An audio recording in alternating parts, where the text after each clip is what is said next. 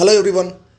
நம்ம SSC GD 2026 எக்ஸாமுக்கான general knowledge part பார்த்துட்ருக்கோம். ஸோ இந்த ஜென்ரல் நாலேஜ் பார்ட்டை எப்படி நம்ம அப்ரோச் பண்ணிகிட்ருக்கோம் அப்படின்னு பார்த்திங்கன்னா 2025 பிப்ரவரியில் அந்த 25க்கான எஸ்எஸ்சி ஜிடி எக்ஸாம் கடைசியாக நடந்திருக்கு. இந்த கடைசியாக நடந்த எக்ஸாமில் பார்த்திங்கன்னா மொத்தம் 42 ஷிஃப்ட் நடந்தது. இந்த 42 ஷிஃப்ட்டில் ஒரு நாளைக்கு மொத்தம் 14 நாட்கள் நடந்தது. 14 நாட்களில் ஒரு நாளைக்கு 3 ஷிஃப்ட் அப்படிங்கிற விதத்தில் மொத்தம் 42 ஷிஃப்ட்ஸ் வந்து நடந்திருக்கு. சரிங்களா? இந்த 42 ஷிஃப்ட்டில் கொஸ்டின்ஸ் கேட்டிருப்பாங்க. 42 செட்டு கொஸ்டின்ஸ் வந்திருக்கும். ஒவ்வொரு செட்லேயுமே ஜிஎஸ் அதாவது ஜென்ரல் நாலேஜ் அப்படிங்கிறது வந்து பார்த்திங்கன்னா 20 கொஸ்டின் இருக்கும். அப்போ 42 × 20 840 கொஸ்டின் இருக்கும். இந்த 840 கொஸ்டின்ஸை சப்ஜெக்ட் வைஸ் பிரித்தா ஹிஸ்ட்ரி, பாலிட்டி, எக்கனாமிக்ஸ் அந்த மாதிரி பிரித்தா ஏன்ஷியன்ட் இந்தியா அதாவது ஹிஸ்ட்ரியில் மட்டும் நம்ம அந்த மாதிரி பிரித்து வச்சுருக்கோம். ஹிஸ்ட்ரி, பாலிட்டி அது மாதிரி ஒவ்வொரு சப்ஜெக்ட்லையும் எத்தனை கொஸ்டின் கேட்டிருக்காங்கன்னு சொல்லி பிரித்து பார்த்துருக்கோம்.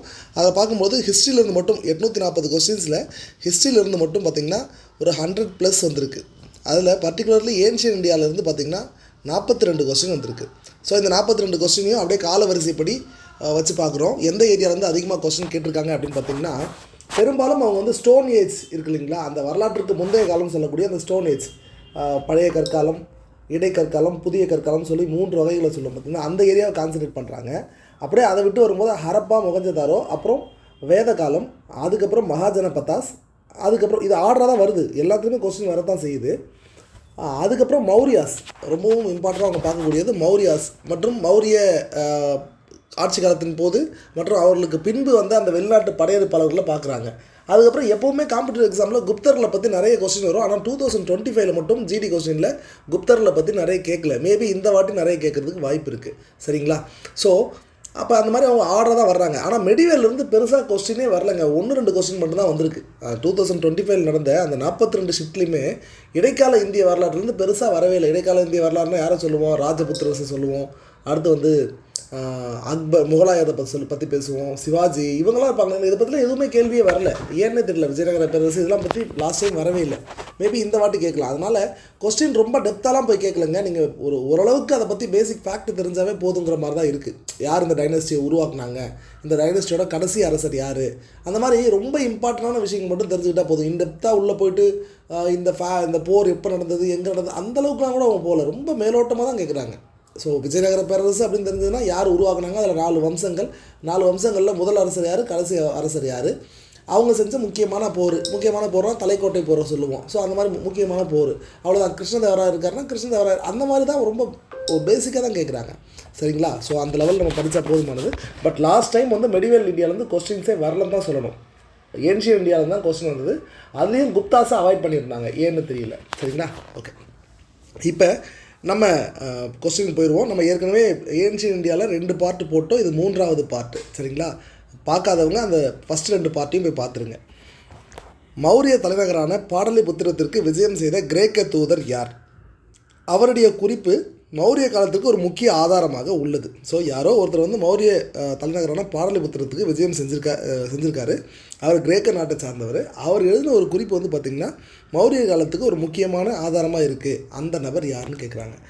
ஸோ மௌரியர் பீரியட் அப்படிங்கிறது எப்போன்னு பார்த்திங்கன்னா இந்த 16 மகாஜனபதங்கள்லேருந்து மகதம் வந்து ரொம்ப ஸ்ட்ராங்காக 16 மகாஜனபதங்களில் ஒன்று தான் மகதம் ரொம்ப ஸ்ட்ராங்காக வருது. அதில் வந்து பார்த்திங்கன்னா ஹரியங்க வம்சம், அடுத்து வந்து பார்த்திங்கன்னா சிசுநாக வம்சம், அப்புறம் நந்த வம்சம், இவங்க 3 பேரையும் அடுத்து தான் வந்து மௌரிய வம்சம் வருது. சரிங்களா?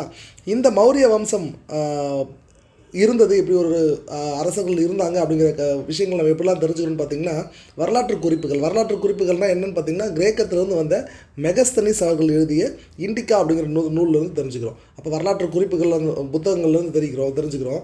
அப்புறம் விசாகதத்தரின் முத்ரா ராட்சசம் அப்படின்னு சொல்லுவாங்க, அதுலேயும் தெரிஞ்சுக்கிறோம். இந்த மாதிரி இலக்கியங்கள் மூலமாக தெரிஞ்சுக்கிறோம். புராணங்கள் மூலமாகவும் தெரிஞ்சுக்கிறோம். அப்புறம் புத்த சமய குறிப்புகள் அதுலேயும் நிறைய இருக்குது. இலங்கையில் பார்த்திங்கன்னா தீபவம்சம், மகாவம்சம் சொல்லி கடந்த 2000 ஆண்டுகளாக என்ன நடந்திருக்கோ, இந்தியாவிலையும் இலங்கையிலையும் என்ன நடந்திருக்கோ அந்த விஷயங்கள் எல்லாத்தையும் அவங்க தொகுத்து எழுதியிருக்காங்க. ஸோ அந்த மாதிரியான ஒரு டைரி மாதிரி மெயின்டைன் ஆகிட்டே வருது. ஸோ அந்த மாதிரியான குறிப்புகள் மூலமாக தெரிஞ்சுக்கிறோம். நிறைய கல்வெட்டுகள் இருக்குது, அதன் மூலமாகவும் தெரிஞ்சுக்கிறோம். ஸோ இந்த பர்டிகுலர்லி இவங்க கேட்குற அந்த கிரேக்க நாட்டிலேருந்து வந்த ஒரு தூதர், அவர் மூலமாக எழுதப்பட்ட அந்த புத்தகம் என்ன அப்படிங்கிறதுலாம் தான் கொஸ்டினாக கேட்டிருக்காங்க. இது வந்து பார்த்திங்கன்னா எஸ்எஸ்சி ஜிடி 2025 February 11 அன்றைக்கி ஷிஃப்ட் 3ல் கேட்கப்பட்ட ஒரு கேள்வி. சரிங்களா? ஓகே. ஸோ ஆப்ஷனில் வந்து பார்த்திங்கன்னா பிலினி இருக்கார். பிலினியான்னு கேட்டிங்கன்னா பிலினி கிடையாது. பிலினி வந்து பார்த்திங்கன்னா கிரேக்க நாட்டை சார்ந்தவர் தான். ஆனால் மௌரியர் காலத்தில் இது வரல. ஸோ இவர் வந்து பார்த்திங்கன்னா நேச்சுரலிஸ்ட் ஹிஸ்டரியா அப்படின்னு சொல்லி ஒரு இயற்கை வரலாறு அப்படிங்கிற ஒரு புத்தகத்தை எழுதியிருக்கார். முக்கியமாக பிலினியை பற்றி கேள்வி வந்ததுன்னா இந்த புத்தகத்தை கண்டிப்பாக கேட்பாங்க, மனப்பாடம் பண்ணிக்கோங்க. அடுத்து ஆன்சர் வந்து மெகஸ்தனிஸ் தான். நான் அதை பின்னாடி சொல்கிறேன், வச்சுருவோம். அடுத்து ஹெரோடோட்டஸ், இவர் ஃபாதர் ஆஃப் ஹிஸ்ட்ரின்னு சொல்லுவாங்க, வரலாற்றின் தந்தைன்னு சொல்லி ஹெரோடோட்டஸ் சொல்லுவாங்க. இவர் கிடையாது ஆப்ஷனில். அடுத்து அரியன் அப்படிங்கிறவர் சொல்கிறாங்க. அரியன் யாருன்னு பார்த்திங்கன்னா அனாபிஸ் ஆஃப் அலெக்சாண்டர் அப்படின்னு சொல்லி ஒரு புத்தகத்தை எழுதியிருக்காரு. என்னென்னா அலெக்சாண்டரோட படையெடுப்புகளை பற்றி விவரமாக புத்தகத்தை எழுதி வச்சவர் இவர் தாங்க. நிறைய குறிப்புகள் இருந்தாலும் ஒரு டீட்டெயில்டு ஒரு கம்பைல்டான ஒரு சோர்ஸாக கிடைக்கிறது இந்த அனாபிஸ் ஆஃப் அலெக்சாண்டர் தான். ஸோ அரியன் எழுதுறது அனாபிஸ் ஆஃப் அலெக்சாண்டர், அவருக்கு இதுக்கு சம்மந்தம் கிடையாது. ஸோ அப்போ யாருன்னா ஆன்சர் வந்து மெகஸ்தனிஸ் தான். மெகஸ்தனிஸ் வந்து ஒரு கிரேக்க நாட்டை சார்ந்த தூதுவர். இவர் செலுக்கஸ் நிக்கேட்டரின் பிரதிநிதி, அம்பாசிடர். நம்ம ஏற்கனவே பார்த்துருப்போம், சந்திரகுப்த மௌரியர் வந்து பார்த்திங்கன்னா அவர் ஆட்சியை பிடிச்ச காலத்துக்கு கொஞ்சம் முன்னாடி தான் வந்து அலெக்சாண்டர் இந்தியா மீது படையெடுத்து வந்திருப்பார். அவர் தனநந்தரின் படைகளை பார்த்து அவருடைய படைகள், அலெக்சாண்டரோட படைகள் பின்வாங்கினதுனால அவர் திரும்பவும் போயிருப்பார். இப்போ அவர் கைப்பற்றிய பகுதிகளை அவரோட தளபதிகளிடம் பிரித்து கொடுத்துருப்பார் ஆட்சி நிர்வாகத்திற்கு. அதன்படி இந்தியாவை ஒட்டியுள்ள அந்த பகுதியை வந்து பார்த்திங்கன்னா செலுக்கஸ் நிக்கேட்டர் அப்படிங்கிற ஒருத்தர் வந்து ஆட்சி செய்வார். அந்த செலுக்கஸ் நிக்கேட்டர் மீது சந்திரகுப்த மௌரியர் படையெடுத்து சென்று பெரும்பாலான பகுதியில் அவர்கிட்ட கைப்பற்றிட்டு அவரோட பொண்ணை வந்து மேரேஜ் பண்ணிப்பாங்க. தென் மேரேஜ் பண்ணதுக்கப்புறம் அதாவது இங்கே மௌரிய வம்சத்துக்கு கல்யாணம் பண்ணி கொடுத்துருவாங்க. அதுக்கு பிரதி உபகாரமாக இவர் என்ன பண்ணுவார்னா 500 யானைகளை சந்திரகுப்த மௌரியர் வந்து செலுக்கஸ் நிக்கேட்டருக்கு கொடுத்துருப்பார். சரிங்களா? கொடுத்துட்டு நம்ம 2 பேருக்கு நடுவில் இனிமேல் சண்டை வேண்டாம், நம்ம 2 பேருக்கு நடுவில் பார்டரா இந்து குஷ் அப்படின்னு ஒரு மலை இருக்கும், அது 2 தான் நம்ம அந்த மலை தான் நம்ம 2 பேருக்கும் பார்டர், அதை தாண்டி நீயே வரக்கூடாது நானும் வரமாட்டேன் அப்படின்னு சொல்லி ஒரு ட்ரீட்டி ஒப்பந்தம் போட்டுக்கிட்டு இருப்பாங்க. சரிங்களா? அப்போ அந்த ஒப்பந்தம் போடும்பொழுது செலுக்கஸ் நிக்கேட்டர் ஒரு நல்லெண்ண அடிப்படையில் இந்த மெகஸ்தனிஸை சந்திரகுப்த மௌரியரோட அவைக்கு அனுப்பிச்சி வச்சுருப்பார்.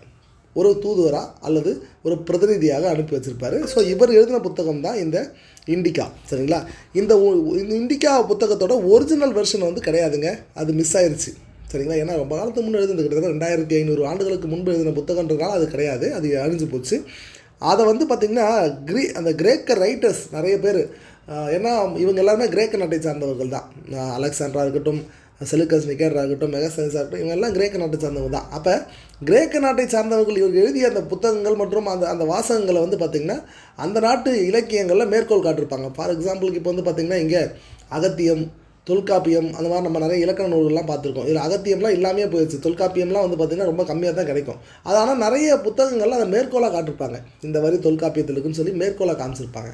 ஸோ அதை வச்சு நம்ம வந்து பேஸாக எடுத்துக்கிறோம் இல்லைங்களா? அந்த மாதிரி இங்கேயும் வந்து பார்த்திங்கன்னா இந்த மெகஸ்தனிஸ் எழுதிய இண்டிகா புத்தகத்தின் பல்வேறு வரிகளை பல்வேறு கிரேக்க வரலாற்று ஆசிரியர்கள் அவர்களுடைய புத்தகங்களில் ஒரு கொட்டேஷனாக காமிச்சதுனால நமக்கு இண்டிகாவில் இந்த தகவலாம் இருக்குதுன்னு தெரிய வருது. ஸோ அந்த தகவல்கள் எல்லாமே இந்த மௌரியர்களை பற்றி தான் பேசுது. சரிங்களா?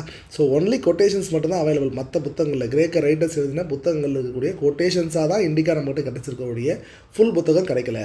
ஸோ கிரேக்க ரைட்டர்ஸ் யாரெல்லாம் இதை பற்றி எழுதிருக்காங்கன்னா ஸ்ட்ராபோ, டியாட்ரஸ், ஆரியன், புளூட்டார்ச், இவங்க எல்லாருமே வந்து பார்த்திங்கன்னா இண்டிகாவை ரெஃபரன்ஸ் பண்ணி கோட் பண்ணி எழுதியிருக்காங்க. சரிங்களா? அது இல்லாமல் லத்தீன் ரைட்டர்ஸில் பிளினி, ஜஸ்டின் இவங்கெல்லாம் எழுதியிருக்காங்க. பிளினி வந்து பார்த்திங்கன்னா ஒரு லத்தீன் ரைட்டர், ஞாபகம் வச்சுக்கோங்க. ஓகே. ஸோ இது மூலமாக இந்த இண்டிகா மூலமாக நம்ம தெரிஞ்சுக்கிற விஷயம் என்னென்னா, இந்தியாவில் அந்த மௌரியர் காலத்தில் 7 வர்ண முறை, 7 கேஸ்ட் சிஸ்டம், 7 சாதிகள் முறை வந்து இருந்திருக்கு. அப்போ 7 பிரிவு மக்களை 7 பிரிவுலாம் பிரிச்சிருக்காங்க. அதே மாதிரி அடிமைத்தனம், ஸ்லாவரி சுத்தமாக கிடையாது. அப்புறம் நோ உஷரை, அதாவது வட்டிக்கு பணம் கொடுக்குற அந்த தொழில் கிடையாது. சரிங்களா? லேவாதேவின்னு சொல்லுவாங்க இல்லைங்களா, அதெல்லாம் கிடையாது. ஸோ இது வந்து இந்த மூலமாக தெரிஞ்சக்கூடிய விஷயங்கள். சரிங்களா? ஓகே. சந்திரகுப்த மௌரியருக்கும் செலுக்கஸ் நிக்கேட்டருக்கும் இடையில் நடந்த போருங்கிறது வந்து பார்த்திங்கன்னா 305 கிமு 305 பிசியில் நடந்திருக்கு. கிமு 305 நடந்திருக்கு.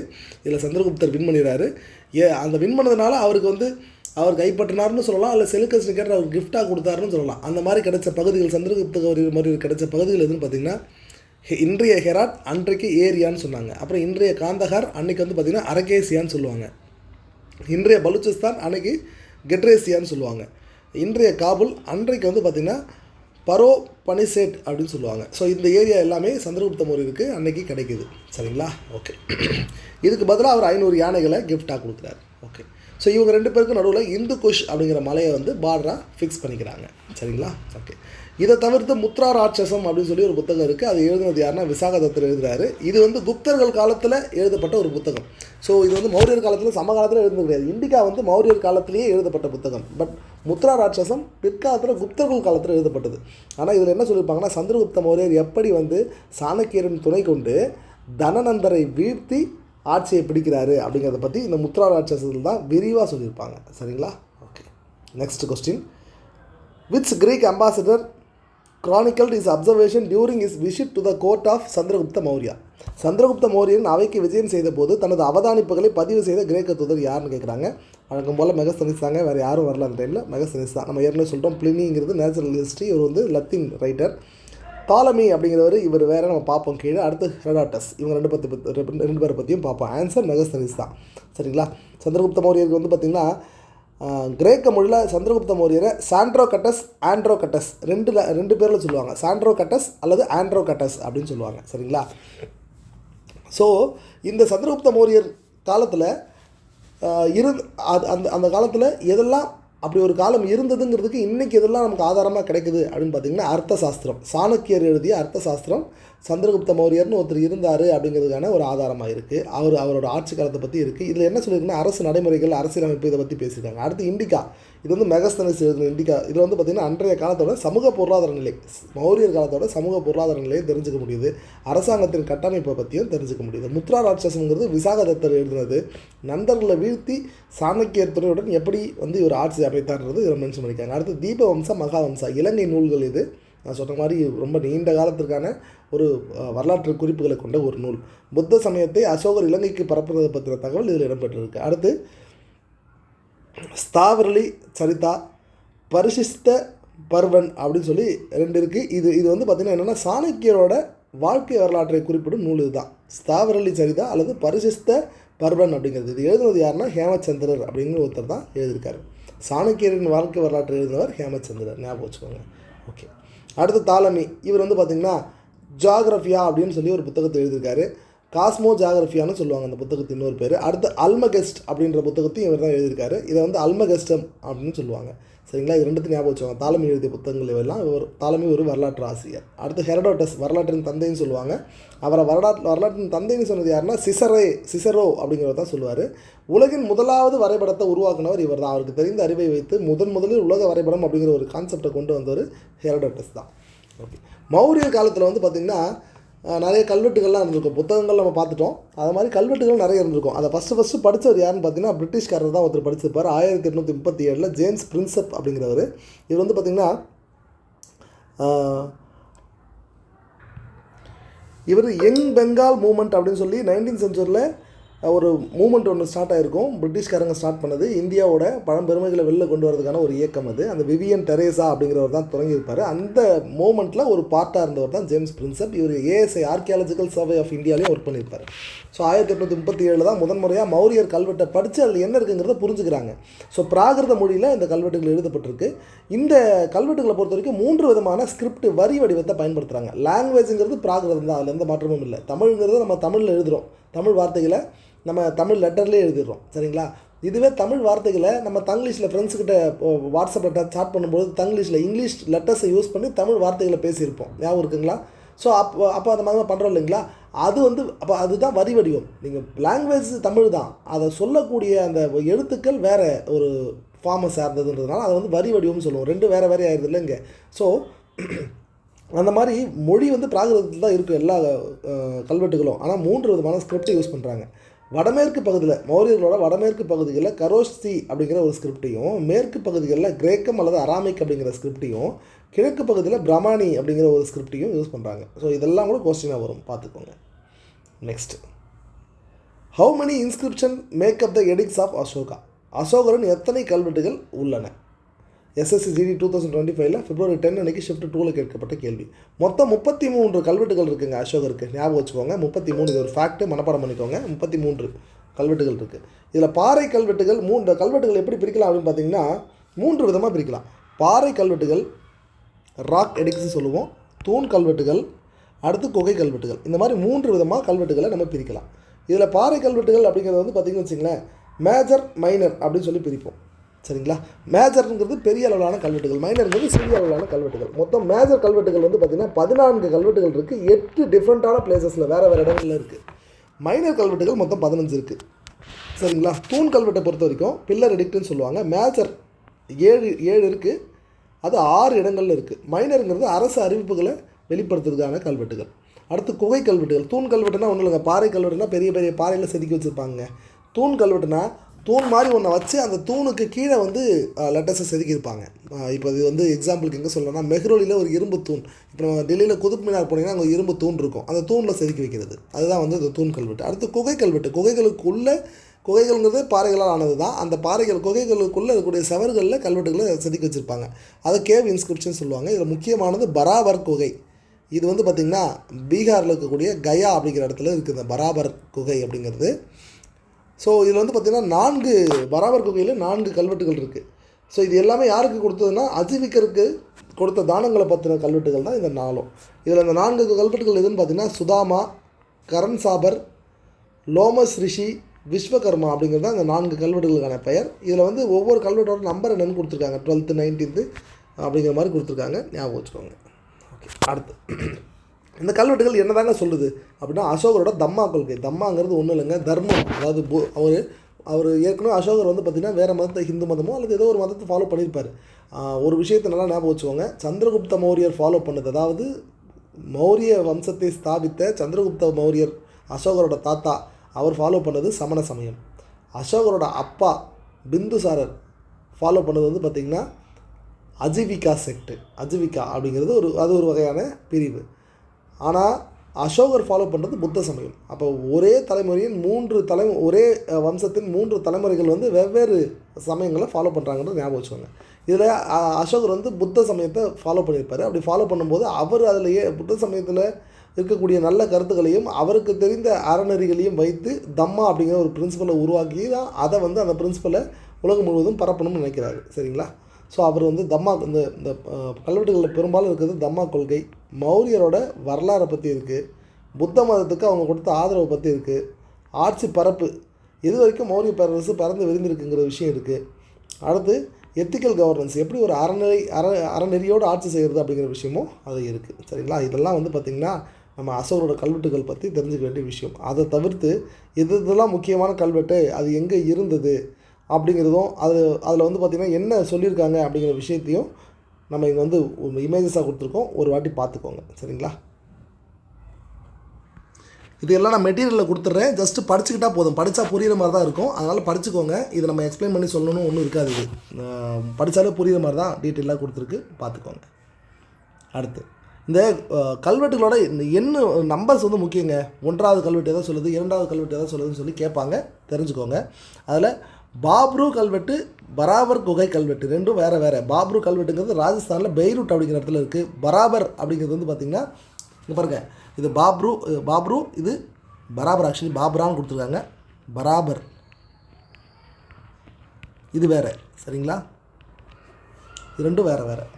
Okay, next, which language and script were primarily used in Ashoka edict. இது பிரைமர்லி முதன்மையாக பயன்படுத்தப்பட்ட மொழி மற்றும் வரி வடிவம் எது? அசோகரின் கல்வெட்டுகளில் முதன்மையாக பயன்படுத்தப்பட்டது எதுன்னு கேட்குறாங்க. கிரேக்கு மற்றும் லத்தீனான்னு கேட்டால் கிடையாது. பிராகிருத் மற்றும் பிராமியான்னு கேட்டால் இதுதான் கரெக்டான ஆன்சர். பாலி மற்றும் கரோஸ்டியான்னு கேட்டிங்கன்னா கிடையாது. கரோஸ்டி யூஸ் பண்ணார், பாலி அவர் பெருசாக யூஸ் பண்ணல. சான்ஸ்கிரிட் தேவநாகரின்னு கேட்டால் கிடையாது. ஸோ அசோகரோட கல்வெட்டுகளில் அவர் பெரும்பாலும் பயன்படுத்துனது என்ன அப்படின்னு பார்த்தீங்கன்னா பிராகிருத் அண்ட் பிராமி ஸ்கிரிப்டில் பிராகிருத் லாங்குவேஜ் தான் பயன்படுத்தியிருக்காரு. சரிங்களா? பிராகிருதம்ங்கிறது மேஜர் பப்ளிக் லாங்குவேஜ், அந்த காலத்தில் பேசப்பட்ட முதன்மையான பொது மக்களோட மொழியாக இருந்தது. இதில் பிராமி எழுத்து வரி வடிவத்தை யூஸ் பண்ணுறாங்க.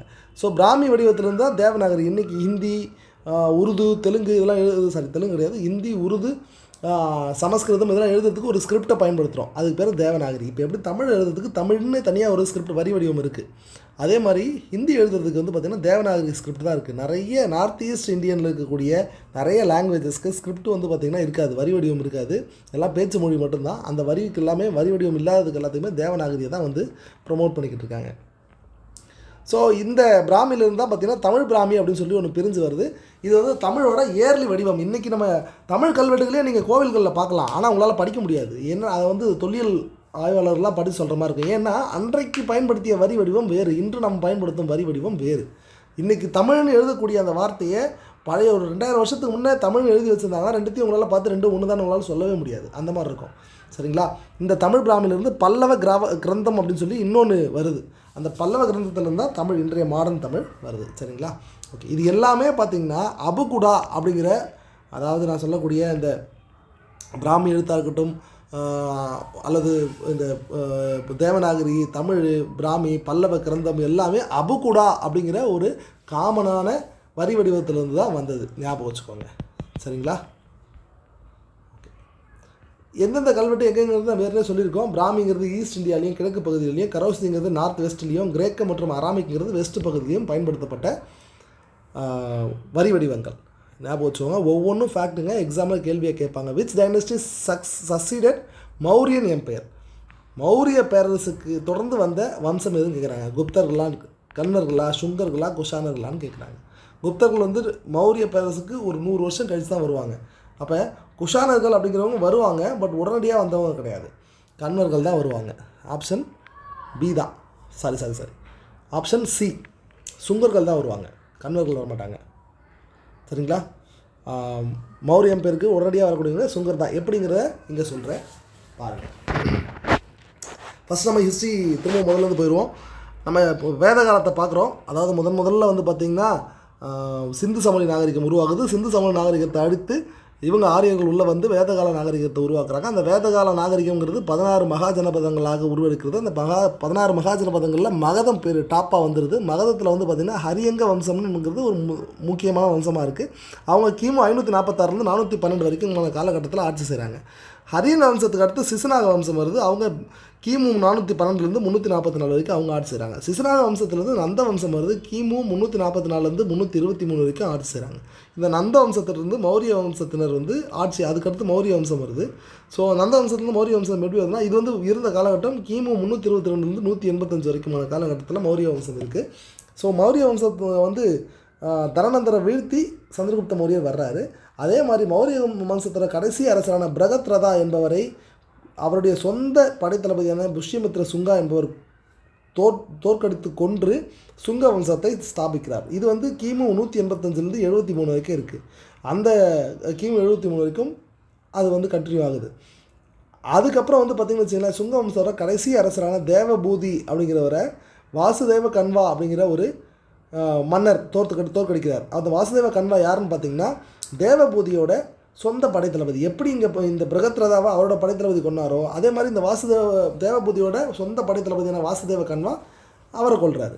கொண்டுட்டு அவர் கன்வ வம்சத்தை ஸ்தாபிக்கிறார். இதுக்கான காலகட்டம் என்னன்னு பார்த்தீங்கன்னா கிமு 73 28 வரைக்குமான கிமு 28 வரைக்குமான காலகட்டம். கன்வ வம்சத்தோட கடைசி மன்னரான சுசர்மன் அப்படிங்கிறவரை தோற்கடித்து கொன்றுவிட்டு சாதவாகனர்கள் ஆட்சியை அமைக்கிறார்கள். சாதவாகனர்கள் என்பவர்கள் யார்?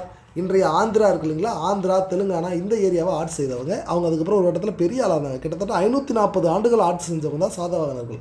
ஸோ இந்த கன்வ வம்சத்தோட கடைசி மன்னரான சுசர்மன் என்பவரை கொன்றுவிட்டு சிமுகர் என்பவர் தான் வந்து சாதவாகன வம்சத்தை ஸ்தாபிக்கிறார். சாதவாகன வம்சம் என்ன ஆகுதுன்னா,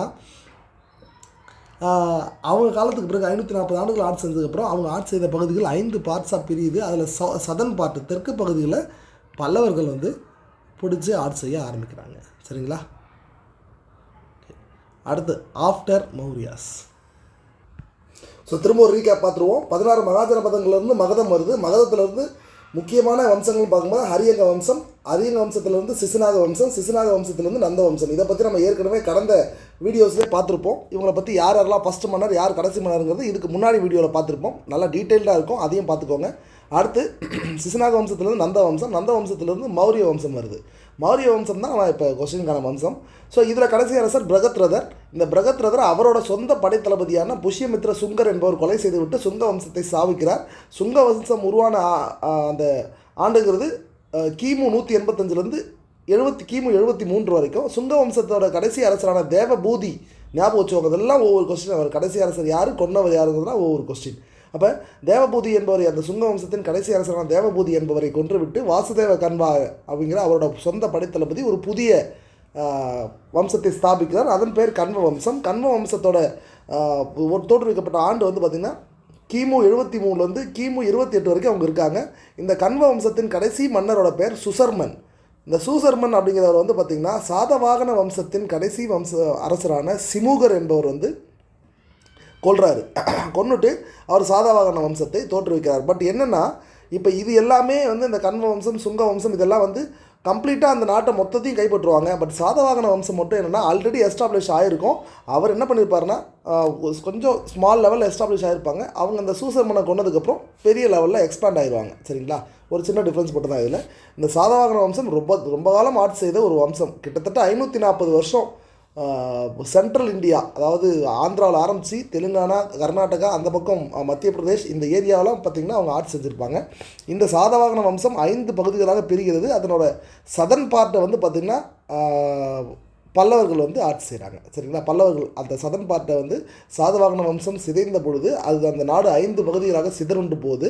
அப்படி சிதறிய 5 பகுதியில் ஒன்று தெற்கு பகுதி. அந்த தெற்கு பகுதிக்கு வந்து யார் கைப்பற்றுறாங்கன்னு பார்த்தீங்கன்னா பல்லவர்கள். ஓகே, ஸோ இது வந்து ஒரு கம்ப்ளீட் ஹிஸ்ட்ரிங்க. கிட்டத்தட்ட ஏன்ஷியன் இந்தியாவோட மொத்த ஹிஸ்ட்ரி இதில் அடங்கிடும். சரிங்களா? ஓகே, இப்போ நம்ம ஒரு சின்ன விஷயம் பார்க்கணும். என்னென்னா மௌரிய வம்சத்துக்கு பிறகு வந்து மொத்த ஏரியாவையும் சுங்க வம்சம் தான் ஆட்சி செய்தான்னு கேட்டால் கிடையாது. ஏன்னா மௌரியர் காலத்தில், அதாவது பர்டிகுலர்லி அசோகர் காலத்தில் இந்தியா ஒரு மிகப்பெரிய பேரரசு உருவாக்கியிருப்பார் அசோகர். ஆனால் அசோகருக்கு பிறகு வந்தவங்க வந்து பார்த்திங்கன்னா அவங்க காலத்திலே கொஞ்சம் கொஞ்சமாக மௌரிய வம்சம் டிக்ளைன் ஆகிருக்கும். அதை நம்ம பார்த்துருப்போம். அவருடைய மகன், பேரன் அப்படின்னு 2 பேர் பிரிஞ்சிருப்பாங்க. அவங்க 2 பேர்லேயே ஒரு பகுதி வந்து கண்டினியூஸாக அட்டாக் பண்ணி அதை வந்து அந்நிய சக்திகள் பிடிங்கிட்டு இருப்பாங்க. அந்த ஏரியாவே வந்து பார்த்திங்கன்னா என்க்ரோச் பண்ணிருப்பாங்க. ஸோ இந்த சூழ்நிலையில் மௌரிய வம்சம் ஃபஸ்ட்டு இருந்த அளவுக்கு, அதாவது ஆரம்ப காலத்தில் மௌரிய வம்சத்தோட அந்த அசோகர் காலத்தில் மௌரிய வம்சம் எது வரைக்கும் பரவி இருக்கும்னா நம்ம தமிழ்நாடு வரைக்கும் இருக்குங்க. தமிழ்நாடு எப்போவுமே தனியாக தான் இருந்திருக்கும். ஸோ ஆந்திரா ஃபுல்லாக கவர் ஆகிருக்கும். ஸோ ஆந்திரா பார்டர் வந்து இப்போ ஃபார் எக்ஸாம்பிள் சென்னை கூட வச்சுக்கோங்களேன், சென்னை வரைக்கும் மௌரியர் ஆட்சி இருக்கும். அதுக்கு மேலே வந்து பார்த்திங்கன்னா காஷ்மீர் வரைக்கும். ஸோ சவுத்தில் சென்னை, நார்த்தில் காஷ்மீர், ஈஸ்ட்டில் வந்து பார்த்திங்கன்னா இன்றைக்கி இருக்கக்கூடிய பங்களாதேஷ், வெஸ்ட்டில் எந்த பக்கம் இருந்தால் ஈரான் வரைக்கும் இருக்கும். அப்போ எத்தனை நாட்டை சேர்த்து அவர் ஆட்சி செஞ்சு பாருங்க. ஆப்கானிஸ்தானில் அவங்க கண்ட்ரோலில் தான். ஸோ ஆப்கானிஸ்தான், பாகிஸ்தான், ஈரானோட ஒரு பகுதி, இன்றைய பங்களாதேஷ், இன்றைய நேபாளம், பூட்டான், இந்தியா, இந்த மாதிரி எல்லாத்தையும் சேர்த்து ஒரே மன்னரை ஆட்சி செஞ்சுருப்பார். ஆனால் அது காலப்போக்கில் அது அந்தளவுக்கு இருந்திருக்குமான்னு கேட்டிங்கன்னா மௌரியர் காலத்தோட பிற்பகுதியிலே வந்து பார்த்திங்கன்னா அது குறைஞ்சிருக்கும். அப்போ ஸோ இந்த மேற்கு பகுதி, அதாவது நம்ம ஒரு ஃபார் எக்ஸாம்பிளுக்கு இன்றைய பாகிஸ்தான், ஆப்கானிஸ்தான், அந்த ஈரானை ஒட்டியுள்ள பகுதிகள், இந்த ஏரியாலாம் வந்து பார்த்திங்கன்னா கண்டினியூஸான படையெடுப்புகள் நடந்துக்கிட்டே இருக்குது. ஏன் அப்படி கண்டினியூஸாக படையெடுப்புகள் நடக்குதுன்னா அதை தாண்டி இருக்கக்கூடிய பகுதிகள், கிரேக்கமாக இருக்கட்டும் அல்லது ஈரான், எகிப்து, இந்த ஏரியாவில் வந்து நிறைய அரசுகள் உருவாகிட்டே இருக்காங்க. அந்த அரசுகள் உருவாகி அவங்க கண்டினியூஸாக இந்த பக்கத்தை நோக்கி, அதாவது இந்தியா நோக்கி அட்டாக் பண்ணிக்கிட்டே இருக்காங்க. அப்படி அட்டாக் பண்ணும்பொழுது அந்த மேற்கு பகுதிகள் முற்றிலுமாக வெளிநாடு அரசுகளால் கைப்பற்றப்படுது. இப்படிப்பட்ட சூழ்நிலையில் ஒரு 3-4 வம்சங்கள் வந்து முக்கியத்துவம் பெறுது. அந்த மௌரியர் ஆட்சிக்கு பிறகான காலத்தில் ஒரு 3-4 வம்சங்கள் வந்து பார்த்திங்கன்னா அங்கே அந்த இந்தியாவோட வடமேற்கு பகுதியில் ஆட்சி செய்கிறாங்க. அதில் யார் முக்கியமானவங்க பார்த்திங்கன்னா ஃபஸ்ட்டு இந்தோ கிரேக்கர்.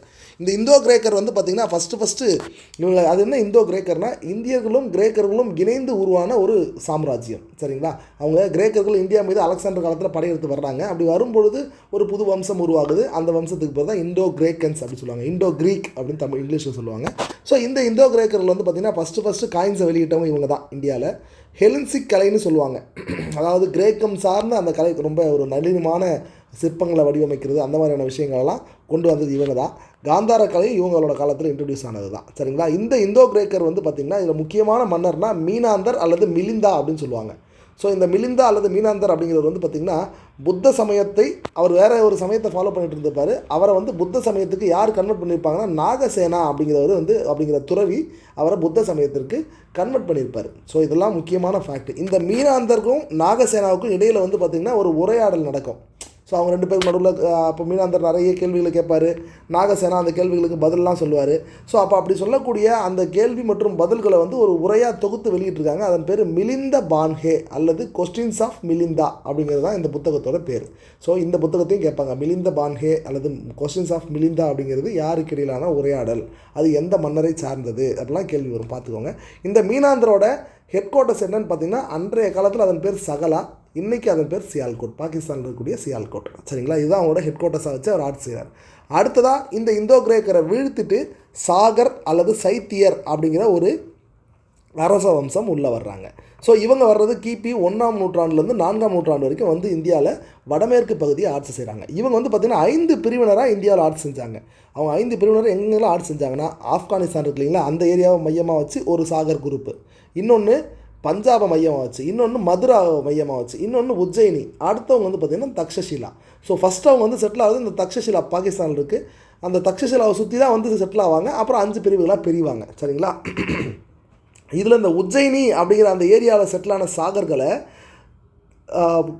கிமு 57லேயே வந்து பார்த்திங்கன்னா விக்ரமாதித்யா அப்படிங்கிற ஒரு மன்னர் வந்து வீழ்த்தியிருப்பார். சரிங்களா, ஸோ அந்த விக்ரமாதித்யாங்கிற மன்னர் எந்த வம்சத்தை சார்ந்தவரெலாம் பெருசாக சொல்லலை. நம்ம ஒரு கதையெல்லாம் படிப்போம் பார்த்திங்கன்னா, விக்ரமாதித்யன் வேதாளம் கதை, அது இவரை பற்றின கதை தான். ஸோ இந்த விக்ரமாதித்யாவை அடிப்படையாக வச்சு தான் சந்திரகுப்தா 2 இருக்கார் இல்லைங்களா, குப்த மன்னர் 2ஆம் சந்திரகுப்தர், அவர் வந்து அவரோட பேர் வந்து விக்ரமாதித்யா அப்படிங்கிறது அவரோட பட்டப்பேர். அந்த விக்ரமாதித்யாங்கிற பட்டப்பேர் யாரை பேஸ் பண்ணி வருதுன்னு பார்த்திங்கன்னா, இந்த விக்ரமாதித்யாவை பேஸ் பண்ணி தான். இந்த விக்ரமாதித்யா தான் என்ன பண்ணுவார், உஜ்ஜயினியை மையமாக கொண்டு ஆட்சி செய்த சாகர்களை விரட்டி எடுத்துவிட்டு இவர் ஆட்சியை பிடித்து பயங்கரமான ஆட்சியெல்லாம் வழங்குவார்னு சொல்லுவாங்க. ஸோ இவர் வந்து கிமு 57ல் இந்த வேலையை செய்கிறாரு. ஸோ அந்த வருஷம் வந்து பார்த்திங்கன்னா விக்ரம எரா அல்லது விக்ரம சாம்வாட் அப்படிங்கிற ஒரு புது நாள்காட்டியை அறிமுகப்படுத்துகிறார். அது என்னங்க நாள்காட்டி அப்படின்னு பார்த்திங்கன்னா, இதிலிருந்து தான் வருஷம் ஸ்டார்ட் ஆகுது. இப்போ எப்படி நம்ம திருவள்ளுவர், தமிழ்நாடு கவர்மெண்ட் வந்து பார்த்திங்கன்னா திருவள்ளுவர் பிறந்த ஆண்டை தான் மையமாக வச்சு திமு திபி அப்படின்னு வச்சுருப்பாங்க. திருவள்ளுவருக்கு முன்பு, திருவள்ளுவருக்கு பின்பு அப்படின்னு சொல்லி நம்ம ஒரு கணக்கை ஃபாலோ பண்ணுறோம். அதே மாதிரி வந்து பார்த்திங்கன்னா இந்தியன் கவர்மெண்ட் வந்து இந்திய அரசியலமைப்பில் அங்கீகரிக்கப்பட்டது சக எரான்னு சொல்லுவாங்க, சாகா எரான்னு சொல்லி. அந்த சாகா எரா எப்படி வந்ததுங்கிறதையும் இப்போ நம்ம பார்ப்போம் கொஞ்சம் நேரத்தில். சரிங்களா, ஸோ அந்த சாகா எராவை வந்து இந்தியன் கவர்மெண்ட் ஃபாலோ பண்ணுது. அதே மாதிரி இங்கே உலகம் முழுவதுமே வந்து பார்த்திங்கன்னா அந்த கிறிஸ்டியன் எரா அப்படின்னு சொல்லக்கூடிய அந்த பிஃபோர் கிறிஸ்ட் ஆஃப்டர் கிறிஸ்ட்டுங்கிற அந்த எராவை ஃபாலோ பண்ணுறோம். ஸோ அந்த மாதிரி இங்கே வந்து பார்த்திங்கன்னா விக்ரம எரா அப்படின்னு சொல்லி அவர் ஒரு புது வருட கணக்கை அவர் துவங்குகிறார், ஒரு சகாப்தத்தை துவங்குகிறார்னு சொல்லலாம். அவர் தான் ஸ்டார்ட் பண்ணார் விக்ரம எரா அப்படிங்கிறத. சரிங்களா, ஓகே. அடுத்ததாக இந்த சாகர் மற்றும் சைத்தியரில் ரொம்ப முக்கியமான மன்னர் யாருன்னா ருத்ரதாமன் அப்படிங்கிறார். கிபி 130லேருந்து 150 வரைக்கும் ஆட்சி செஞ்சவர்.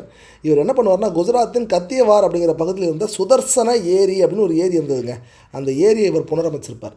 இந்த ஏரி ரொம்ப முக்கியமானது. என்ன அப்படின்னு பார்த்தீங்கன்னா, சுதர்சன ஏரியை பொறுத்த வரைக்கும் ஒரு நிமிஷம், ஸோ இது சரியாக வரலை, இங்கே நல்லா எழுதி வச்சுருந்தேன். ஸோ இந்த ஏரியை உருவாக்குனது யார் அப்படின்னு பார்த்தீங்கன்னா, புஷ்யகுப்தர் அப்படிங்கிற ஒரு சந்திரகுப்த மௌரியரோட, இது சரியாக தெரியாது, நோட் பண்ணிக்கோங்க, புஷ்யகுப்தர், அவர் பேர் புஷ்யகுப்தர்.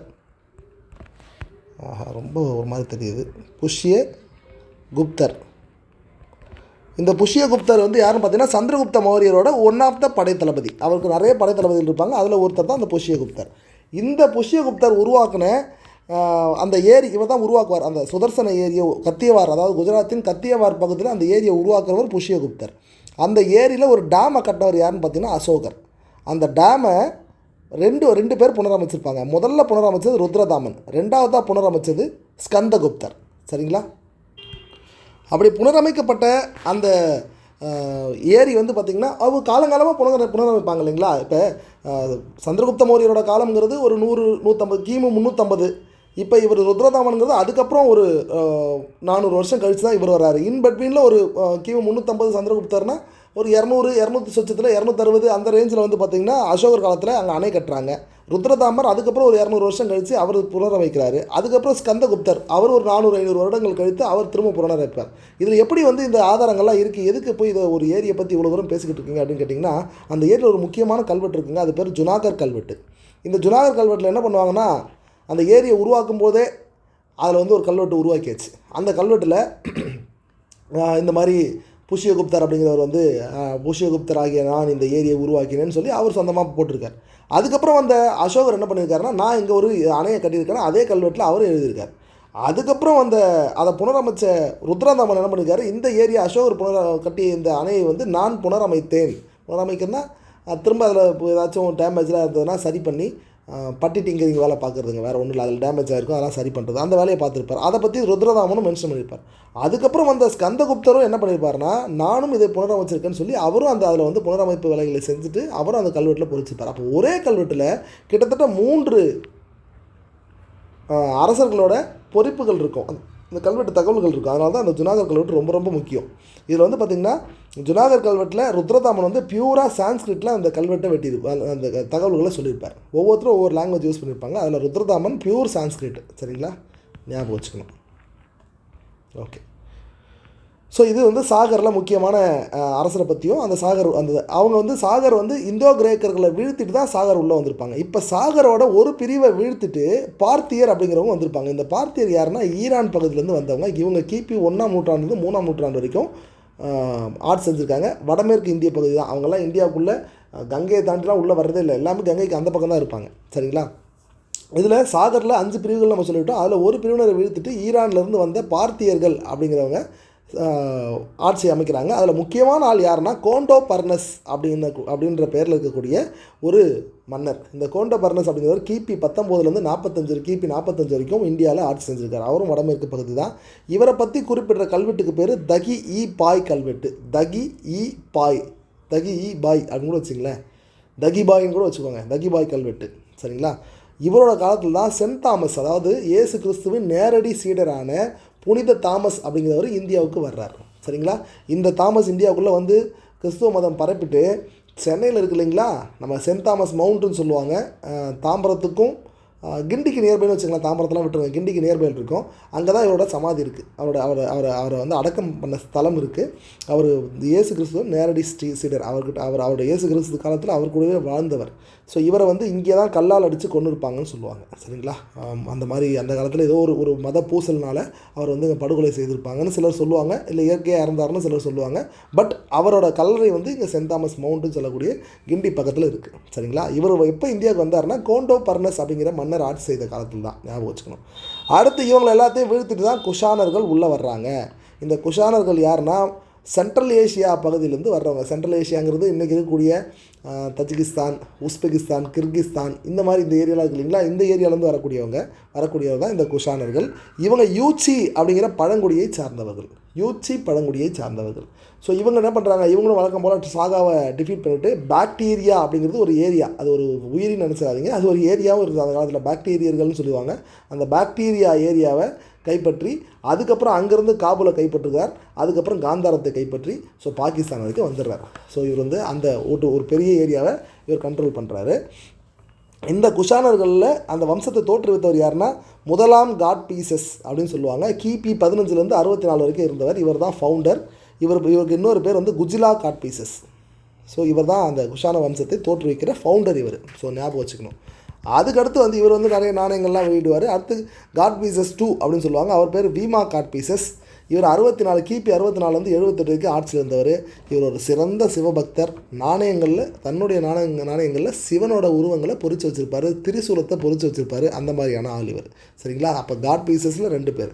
அதுக்கப்புறம் வர ஒரு கிபி 78லேருந்து கிபி 120 வரைக்கும் ஆட்சி செஞ்ச கனிஷ்கர். இந்த கனிஷ்கர் யாருன்னு பார்த்தீங்கன்னா ஒரு மாபெரும், நம்ம எப்படி அசோகர்னு சொல்கிறோமோ 2ஆம் அசோகர்னு கூட கனிஷ்கரை சொல்லுவாங்க. ஒரு மாபெரும் விஷயங்களை செஞ்சுருப்பார். நிறைய படையெடுப்புகள் மேற்கொண்டிருப்பார்.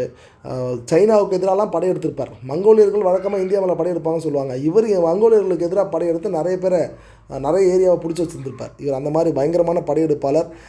அந்த காலத்தில் வந்து அந்த சில்க் ரூட்டுன்னு சொல்லக்கூடிய ஒரு மிகப்பெரிய வர்த்தக நடவடிக்கை நடந்த ஒரு ரூட்டு, சைனாவிலேருந்து யூரோப் வரைக்கும் போகக்கூடிய ஒரு ரூட். அந்த சில்க் ரூட்டை தன்னோட கட்டுப்பாட்டில் வச்சுருந்துருப்பார் கனிஷ்கர். ஸோ இவர் இன்ட்ரடியூஸ் பண்ணது தான் சக நாட்காட்டி, சகா எரா அப்படின்னு சொல்லுவாங்க. சகா கேலண்டர் இன்றைக்கி இந்தியன் கான்ஸ்டியூஷனில் அங்கீகரிக்கப்பட்ட ஒரு கேலண்டர் சகா கேலண்டர் தான். அந்த சகா கிரிகேரியன் வந்து நம்ம யூஸ் பண்ணுறோம், இங்கிலீஷ் பேஸ்டு கேலண்டர். சகாங்கிறது இந்தியாவோட அஃபிஷியல் கேலண்டர். தமிழ்நாட்டில் திருவள்ளுவர் எரான்னு சொல்லி நம்ம ஃபாலோ பண்ணுவோம். அது திருவள்ளுவர் நாட்காட்டி. ஸோ இந்த சகா எரா வந்து பார்த்திங்கன்னா கிபி 78 ஸ்டார்ட் ஆகுது. அது எதுன்னு பார்த்திங்கன்னா கனிஷ்கர் ஆட்சிக்கு வந்த ஆண்டு. ஸோ இவர் என்ன பண்ணுவார்னா இவரோட தலைநகரம் பெஷாவர், இவரோட ஹெட் குவார்ட்டர்ஸ் எதுன்னு பார்த்திங்கன்னா பெஷாவர். அப்புறம் மதுரா, உத்தரப்பிரதேசோட மதுராவையும் கொஞ்ச நாள் தன்னுடைய தலைநகரமாக 2வது தலைநகராக வச்சுருந்துருப்பார். சரிங்களா, இது ஒரு கேள்வியாக எஸ்எஸ்சியிலே கேட்டிருக்கான் இந்த கேள்வியை. அவரோட ஃபஸ்ட்டு தலைநகர் எல்லாருக்கும் தெரிஞ்சிடும், அதை விட்டுட்டு செகண்டு தலைநகரை கேட்டான் கேள்வியாக, ஞாபகம் வச்சுக்கோங்க. அடுத்து 4th புத்த சமய மாநாடு கிபி 72 இவர் நடத்துகிறார். சரிங்களா, 4th. ஆனால் இதில் ஒரு டிஸ்பியூட் இருக்கும், நீங்கள் நல்லா கவனிச்சா தெரியும். அவர் ஆட்சி காலமே 78லேருந்து 120 வரைக்கும் தான் சொல்கிறாங்க. ஆனால் அவர் 72 எப்படி வந்து புத்த சமய மாநாட்டை நடத்திருக்க முடியும்னு பொழுது தான் இங்கே தான் ஒரு சிக்கல் வருது. சைனாவில் வந்து இவர் படையெடுத்து வந்த குறிப்புகள் அதெல்லாம் வச்சு பார்க்கும்போது இந்த ஆண்டுகள்லாம் வருது, நம்ம பார்க்குற ஆண்டுகள்லாம் வருது. இதுதான் பாட புத்தகங்கள்லையும் கொடுத்துருக்காங்க. பட் என்னென்னா ரீசன்ட் சோர்சஸ் என்ன சொல்லுதுன்னா டிஸ்பியூட் ஆகுது. அந்த 4வது புத்த சமய மாநாடு கிபி 72 தான் நடந்ததுன்னு கன்ஃபார்மாக சொல்கிறாங்க. அதை நடத்தினவர் கனிஷ்கர்னு தான் சொல்கிறாங்க. ஸோ அதனால் வந்து ஆண்டு டிஸ்பியூட் ஆகுது. அவரோட ஆட்சி காலம் 78லேருந்து 120 அப்படிங்கிறது ஒரு சந்தேகத்துக்குரியதாக இருக்குது. ஒரு வேளை முன்னாடி கூட இருக்கலாம்னு சொல்கிறாங்க. அப்படி பார்த்தா அந்த இவருக்கு முன்னே வந்த வீமா காட்பிசஸ், உஜ்லா காட்பிசஸ்லாம் இருக்காங்க இல்லைங்களா, அவங்களோட ஆண்டுகள் டிஸ்பியூட் ஆகுது. அப்போ ரொம்ப முன்னே போக போக ஹிஸ்ட்ரியில் வந்து ஆதாரங்கள் சரியாக கிடைக்கலன்னா இந்த மாதிரி டிஸ்பியூட் வரும். இன்னும் சில சோர்சஸ்லாம் பார்த்திங்கன்னா கனிஷ்கரோட ஆட்சி காலம் கிபி 120லேருந்து 140 வரைக்கும் இருந்தது அப்படின்னு சொல்கிறாங்க. ஸோ இது வந்து ரொம்ப டிஃப்ரெண்ட்டாக இருக்குது. இந்த மாதிரி நிறைய சோர்சஸ் இருக்குது. ஸோ ஆண்டுகளை பெரும்பாலும் கேள்வியாக கேட்க மாட்டாங்க. கேட்டாங்கன்னா கண்டிப்பாக கொஸ்டின் டிஸ்பியூட் ஆயிரும். ஸோ அதனால் அவங்க மேக்ஸிமம் வந்து யார் ஸ்டார்ட் பண்ணாங்க என்ன பண்ணாங்கிற மாதிரியே கேட்டு முடிச்சுருவாங்க. ஸோ இதில் வந்து பார்த்திங்கன்னா 4வது புத்த சமய மாநாடு கிபி 72 நடக்குது நமக்கு இப்போ இருக்க சோர்ஸ் வரைக்கும். அது வந்து எங்கே நடக்குதுன்னா காஷ்மீரோட குண்டலவனா அப்படிங்கிற ஒரு இடத்துல காஷ்மீரில் நடக்குது. ஸோ இதில் வந்து பார்த்திங்கன்னா யாரெல்லாம் கலந்துக்கிறாங்கன்னா வசுமித்ரா, பார்சவா, அஸ்வகோஷா இவங்க எல்லாரும் அந்த மாநாட்டில் கலந்துக்கிறாங்க. கலந்துக்கும் பொழுது புத்த சமயம் 2ஆக பிரியுது. என்னென்னா ஹீனயானம், மகாயானம்னு 2ஆக பிரியுது. ஹீனயானம் அப்படிங்கிறது வந்து பார்த்திங்கன்னா உருவ வழிபாடு கிடையாது, பியூரான புத்திசம். புத்தர் என்ன போதிச்சாரோ அதை மட்டுமே ஃபாலோ பண்ணுறது தான் ஹீனயானம். மகாயானம்ங்கிறது கொஞ்சம் அடிஷ்னலாக சில விஷயங்களை சேர்த்துக்கிட்டது. ஹீனயானம்ங்கிறது எந்த உருவ வழிபாடும் கிடையாது, புத்தர் சிலை கூட இருக்காது. ஜஸ்ட்டு போயிட்டு தியானம் பண்ணி வழிபாட்டை நடத்திட்டு வருவாங்க. வெறும் கொள்கைகள் மட்டும்தான் இருக்கும், புரியுதுங்களா? அங்கே வந்து எந்த ஒரு உருவத்துக்கு வேலையே இல்லை. இதுக்கு ஆதரவு கொடுத்த மன்னர் அசோகர். இது எங்கெல்லாம் பரவி இருந்ததுன்னா இலங்கை, எகிப்து, சிரியா, மேசிடோனியாங்கிறது இன்றைக்கி இருக்கக்கூடிய கிரேக்கத்தில் ஒரு பகுதி. ஸோ இங்கெல்லாம் பரவி இருந்தது ஹீனயானம். இதே மகாயானம்ங்கிறது உருவ வழிபாடு உண்டு. அப்போ யாரோட உருவத்தை வழிபடுவாங்க? புத்தரோட உருவத்தை வழிபடுவாங்க. சரிங்களா? அடுத்து வந்து பார்த்திங்கன்னா புத்த சமயத்தில் இருந்த முக்கியமான அந்த துறவிகளோட உருவங்களை வழிபடுவாங்க. இதுக்கு ஆதரவு கொடுத்தவர் கனிஷ்கர். மகாயானம்னா கனிஷ்கர், ஹீனயானம்னா அசோகர். ஸோ இது வந்து எங்கெல்லாம் பரவி இருக்குன்னா திபெத், பூட்டான், சைனா, ஜப்பான், நேபாளம், லடாக், மங்கோலியா, இன்றைக்கி எங்கெல்லாம் புத்த சமயம் செழித்தோங்கி இருக்கோ அந்த எல்லா இடத்துலையும் பரவுனது இந்த மகாயானம் தான். இதை தாண்டி வஜ்ரயானம்னு ஒன்று இருக்கும். வஜ்ரயானம் அது என்னங்க வஜ்ரயானம் அப்படின்னு பார்த்திங்கன்னா புத்த சமயத்தோட கோட்பாடுகள் மற்றும் அந்த வழிமுறைகளோட மந்திர தந்திரத்தையும் இந்த தாந்திரிகங்களையும் சேர்த்து ஆட் பண்ணிக்கிறது தான் அந்த வஜ்ரயானம். இதோட முக்கியமான ஒரு அடையாளமே மணிகள் தான். நம்ம கோவில்களில் மணி வச்சுருப்போம் இல்லைங்களா, அந்த மாதிரி பெல், அந்த மாதிரி அதுதான் இதோட முக்கியமான விஷயம். சரிங்களா? சரி. ஸோ அந்த கனிஷ்கரோட காலத்தில் புத்த சமயம் 2ஆக பிரியுது. 4வது புத்த சமயம் மாநாடு நடக்குது. சக நாட்காட்டி இன்ட்ரடியூஸ் ஆகுது. அவரோட ஹெட் குவார்ட்டர்ஸ் மட்டும் பார்த்துக்கிட்டா போதுமானது. இதெல்லாம் அடுத்து வர்றவங்க.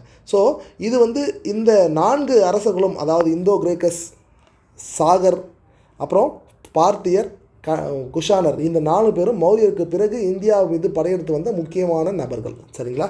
முக்கியமான மரபுகள், அதை ஞாபகம் வச்சுக்கோங்க. மற்றபடி அவங்களுக்கு அப்புறம் என்னென்ன வந்ததுங்கிறது இங்கே பார்த்துட்டோம். கிட்டத்தட்ட வந்து பார்த்திங்கன்னா ஒரு கம்ப்ளீட்டாக ஒரு 200-300 வருஷம் ஹிஸ்ட்ரியை ஒரு 1.5 பக்கத்தில் நம்ம பார்த்துருக்கோம். அதுலேருந்து இவ்வளோ தான் கொஸ்டின்ஸ் வருங்கிறதையும் நம்ம புரிஞ்சுக்கிட்டால் போதும். இவ்வளோ தான் கேட்பாங்க. நம்ம ஒரு கிளாஸில் சொல்கிறோன்னா அந்த ஃபேக்டை தெரிஞ்சுக்கிட்டு, அந்த விஷயங்களை தெரிஞ்சுக்கிட்டு நீங்கள் 1க்கு 2 வாட்டி படிக்கணும்.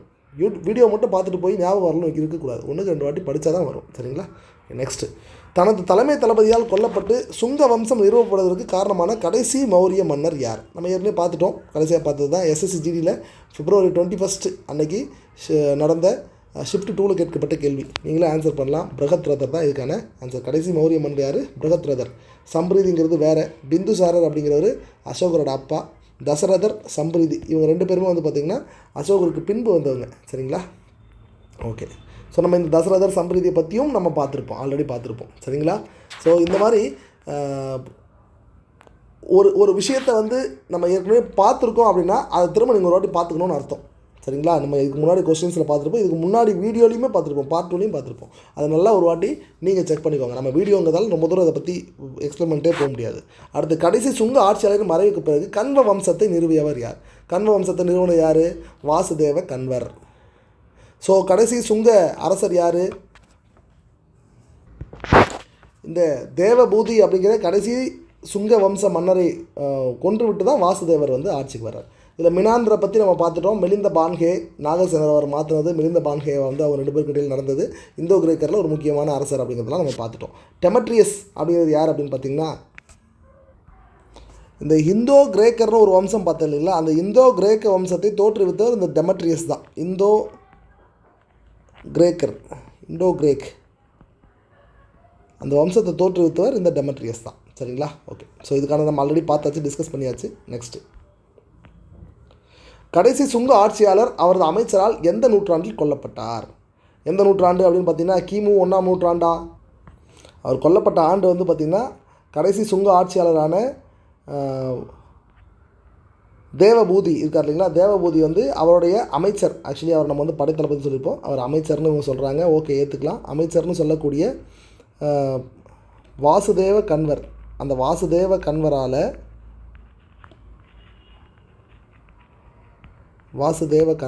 இந்த வாசுதேவ கன்வாவால் எப்போ வந்து கொல்லப்பட்டிருப்பார்னா கிபி 73 கொல்லப்பட்டிருப்பார். அப்போ கிபி 73 ஏற்கனவே ஃபஸ்ட்டு அந்த ஏன்ஷியன் இந்தியா ஸ்டார்ட் பண்ணும்போது சொன்னேன், 1ஆம் நூற்றாண்டு அப்படின்னு சொல்கிறாங்கன்னா, ஃபஸ்ட்டு செஞ்சுரி அப்படின்னு சொல்கிறாங்கன்னா அது 0லேருந்து 100 வரைக்கும் இருக்கக்கூடிய ஆண்டு தான் 1ஆம் நூற்றாண்டு சொல்லுவாங்க. செகண்ட் செஞ்சுரி அப்படின்னு சொல்கிறாங்கன்னா 101லேருந்து 200 வரைக்கும் இருக்கக்கூடிய ஆண்டை தான் வந்து செகண்ட் செஞ்சுரி சொல்லுவாங்க. அந்த வகையில் பார்க்கும்போது இது எந்த நூற்றாண்டு? கிபி 1ஆம் நூற்றாண்டு. அப்போ ஆன்சர் எங்கே இருக்குன்னு பாருங்கள், கிபி 1ஆம் நூற்றாண்டு, டி. இதுதான் ஆன்சர். சரிங்களா? இதுவும் கொஸ்டினாக கேட்டிருக்காங்க. அப்போ பாருங்கள், இந்த ரூலர்ஸ் யாரை கொண்டாங்க, யார் அடுத்தது உருவாகினாங்க அப்படிங்கிற விஷயத்தை தான் திரும்ப திரும்ப கொஸ்டினாக போன வாட்டி கேட்டிருக்காங்க. சரிங்களா? நம்ம மொத்த டீட்டெயிலுமே பார்த்தாச்சு. அடுத்து SSGD 2025 February 4 அன்றைக்கி நடந்த ஷிஃப்ட் 3 கேட்கப்பட்ட கேள்வி. கிர்னாரில் உள்ள கல்வெட்டிற்காக அறியப்பட்ட மிகவும் பிரபலமான சாகா ஆட்சியாளர் யார்? Who was the famous Saka ruler known for his inscription at Girnar? இந்த கிர்னார் கல்வெட்டுக்காக அறியப்பட்ட ஃபேமஸான சாகா ரூலர் யார் அப்படின்னு பார்த்தீங்கன்னா ருத்ரதாமன். நம்ம டெமெட்ரியஸ் பார்த்தாச்சு, மினாண்டர் பார்த்தாச்சு, இவங்க 2 பேரும் கிடையாது, ருத்ரதாமன் தான். நம்ம ஜுனாகத் கல்வெட்டுன்னு சொல்லி நம்ம பார்த்தோம் தெரியுமா, ஜுனாகத். அந்த ஜுனாகத் கல்வெட்டுக்கு இன்னொரு பேர் தான் வந்து பார்த்திங்கன்னா கிர்னார். ஏன் அதுக்கு கிர்னார் அப்படின்னு பார்த்தீங்கன்னா, கிர்னார் அப்படிங்கிற மலைக்கு அடி நியர்பையில் இருக்கக்கூடிய, கிர்னார் மலைக்கு நியர்பையில் இருக்கக்கூடிய கல்வெட்டு, அதனால் கிர்னார் கல்வெட்டுனும் இதை சொல்லுவாங்க. ஸோ அதை ஞாபகம் வச்சுக்கணும், இது ஒரு அடிஷ்னல் ஃபேக்ட்டு, ஞாபகம் வச்சுக்குவாங்க. கிர்னார் கல்வெட்டுனாலும் ஜுனாகத் கல்வெட்டுனாலும் ஒன்று தான். இந்த கல்வெட்டில் 3 பேரோட விவரங்கள் இருக்கும். 1 அசோகர், 2 ருத்ரதாமன்,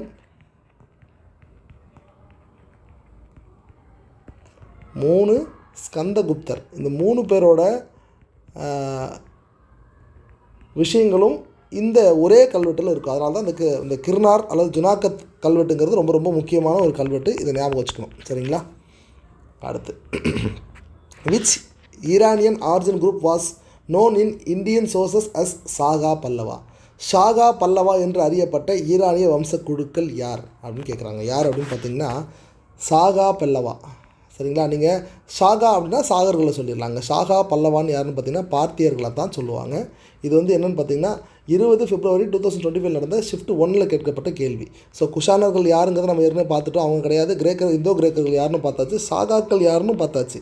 நம்ம வெறும் சாகான்னு மட்டும் கேட்டால் அவங்க சாகர்கள் தான். ஆனால் சாகா பஹ்லவா அப்படின்னு கேட்குறாங்கன்னா அவங்க பார்த்தியர்கள்னு தெரிஞ்சுக்கணும். ஸோ இந்த ஷாகா பஹ்லவாவில் இருந்து வந்தவங்க தான் வந்து பார்த்திங்கன்னா தென்னிந்தியாவில் பல்லவர்கள் அப்படின்னு சொல்லுவாங்க. பட் அது எந்தளவுக்கு உண்மைன்னு தெரியாது. சரிங்களா? பல்லவர்களோட ஆர்ஜின்ங்கிறது ரொம்பவும் டிஸ்பியூட்டான ஒரு விஷயம். அதனால் எதெல்லாம் அந்த பேருக்கு ரிலேட்டடாக இருக்கோ அதுலேருந்து தான் வந்திருப்பாங்க நிறைய பேர் சொல்லுவாங்க. அது வரலாற்று பூர்வமானது தெரியாது, நமக்கு அதை பற்றி ஒன்றும் ஐடியா இல்லை. ஸோ பார்த்தியர்கள் அப்படிங்கிறவங்க தான் சாகா பஹ்லவா. இந்தோ பார்த்தியன் அரசு அப்படிங்கிறது 19, அதாவது கிபி 19 226 வரைக்கும் பஞ்சாப், சிந்து, காபூல் இந்த ஏரியாவை சுற்றி இருந்த ஒரு அரசாக இருந்தது. இதோட துவக்கம் யாருன்னு பார்த்தீங்கன்னா கோண்டோ பர்னஸ் காலத்தில் உருவானது. இந்தோ பார்த்தியன் அரசு நான் சொல்கிறது. சரிங்களா? கோண்டோ பர்னஸ் 1 காலத்தில் உருவாச்சு.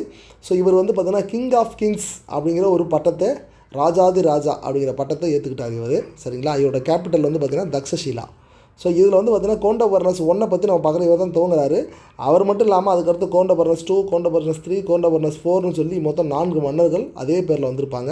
இந்த கோண்டோ பர்னஸ் 4 வந்து பார்த்திங்கன்னா யாரால் தோற்கடிக்கப்படுறாருன்னா குஜ்ரா காட்பிசஸால் தோற்கடிக்கப்படுகிறார். குஜ்ரா காட்பிசஸ் யார்? சென்ட்ரல் ஏஷியாவிலேருந்து வந்த யூச்சி பழங்குடியின தலைவர். அவரால் தோற்கடிக்கப்பட்டு குஷான மரபு தோற்றுவிக்கப்படுகிறது.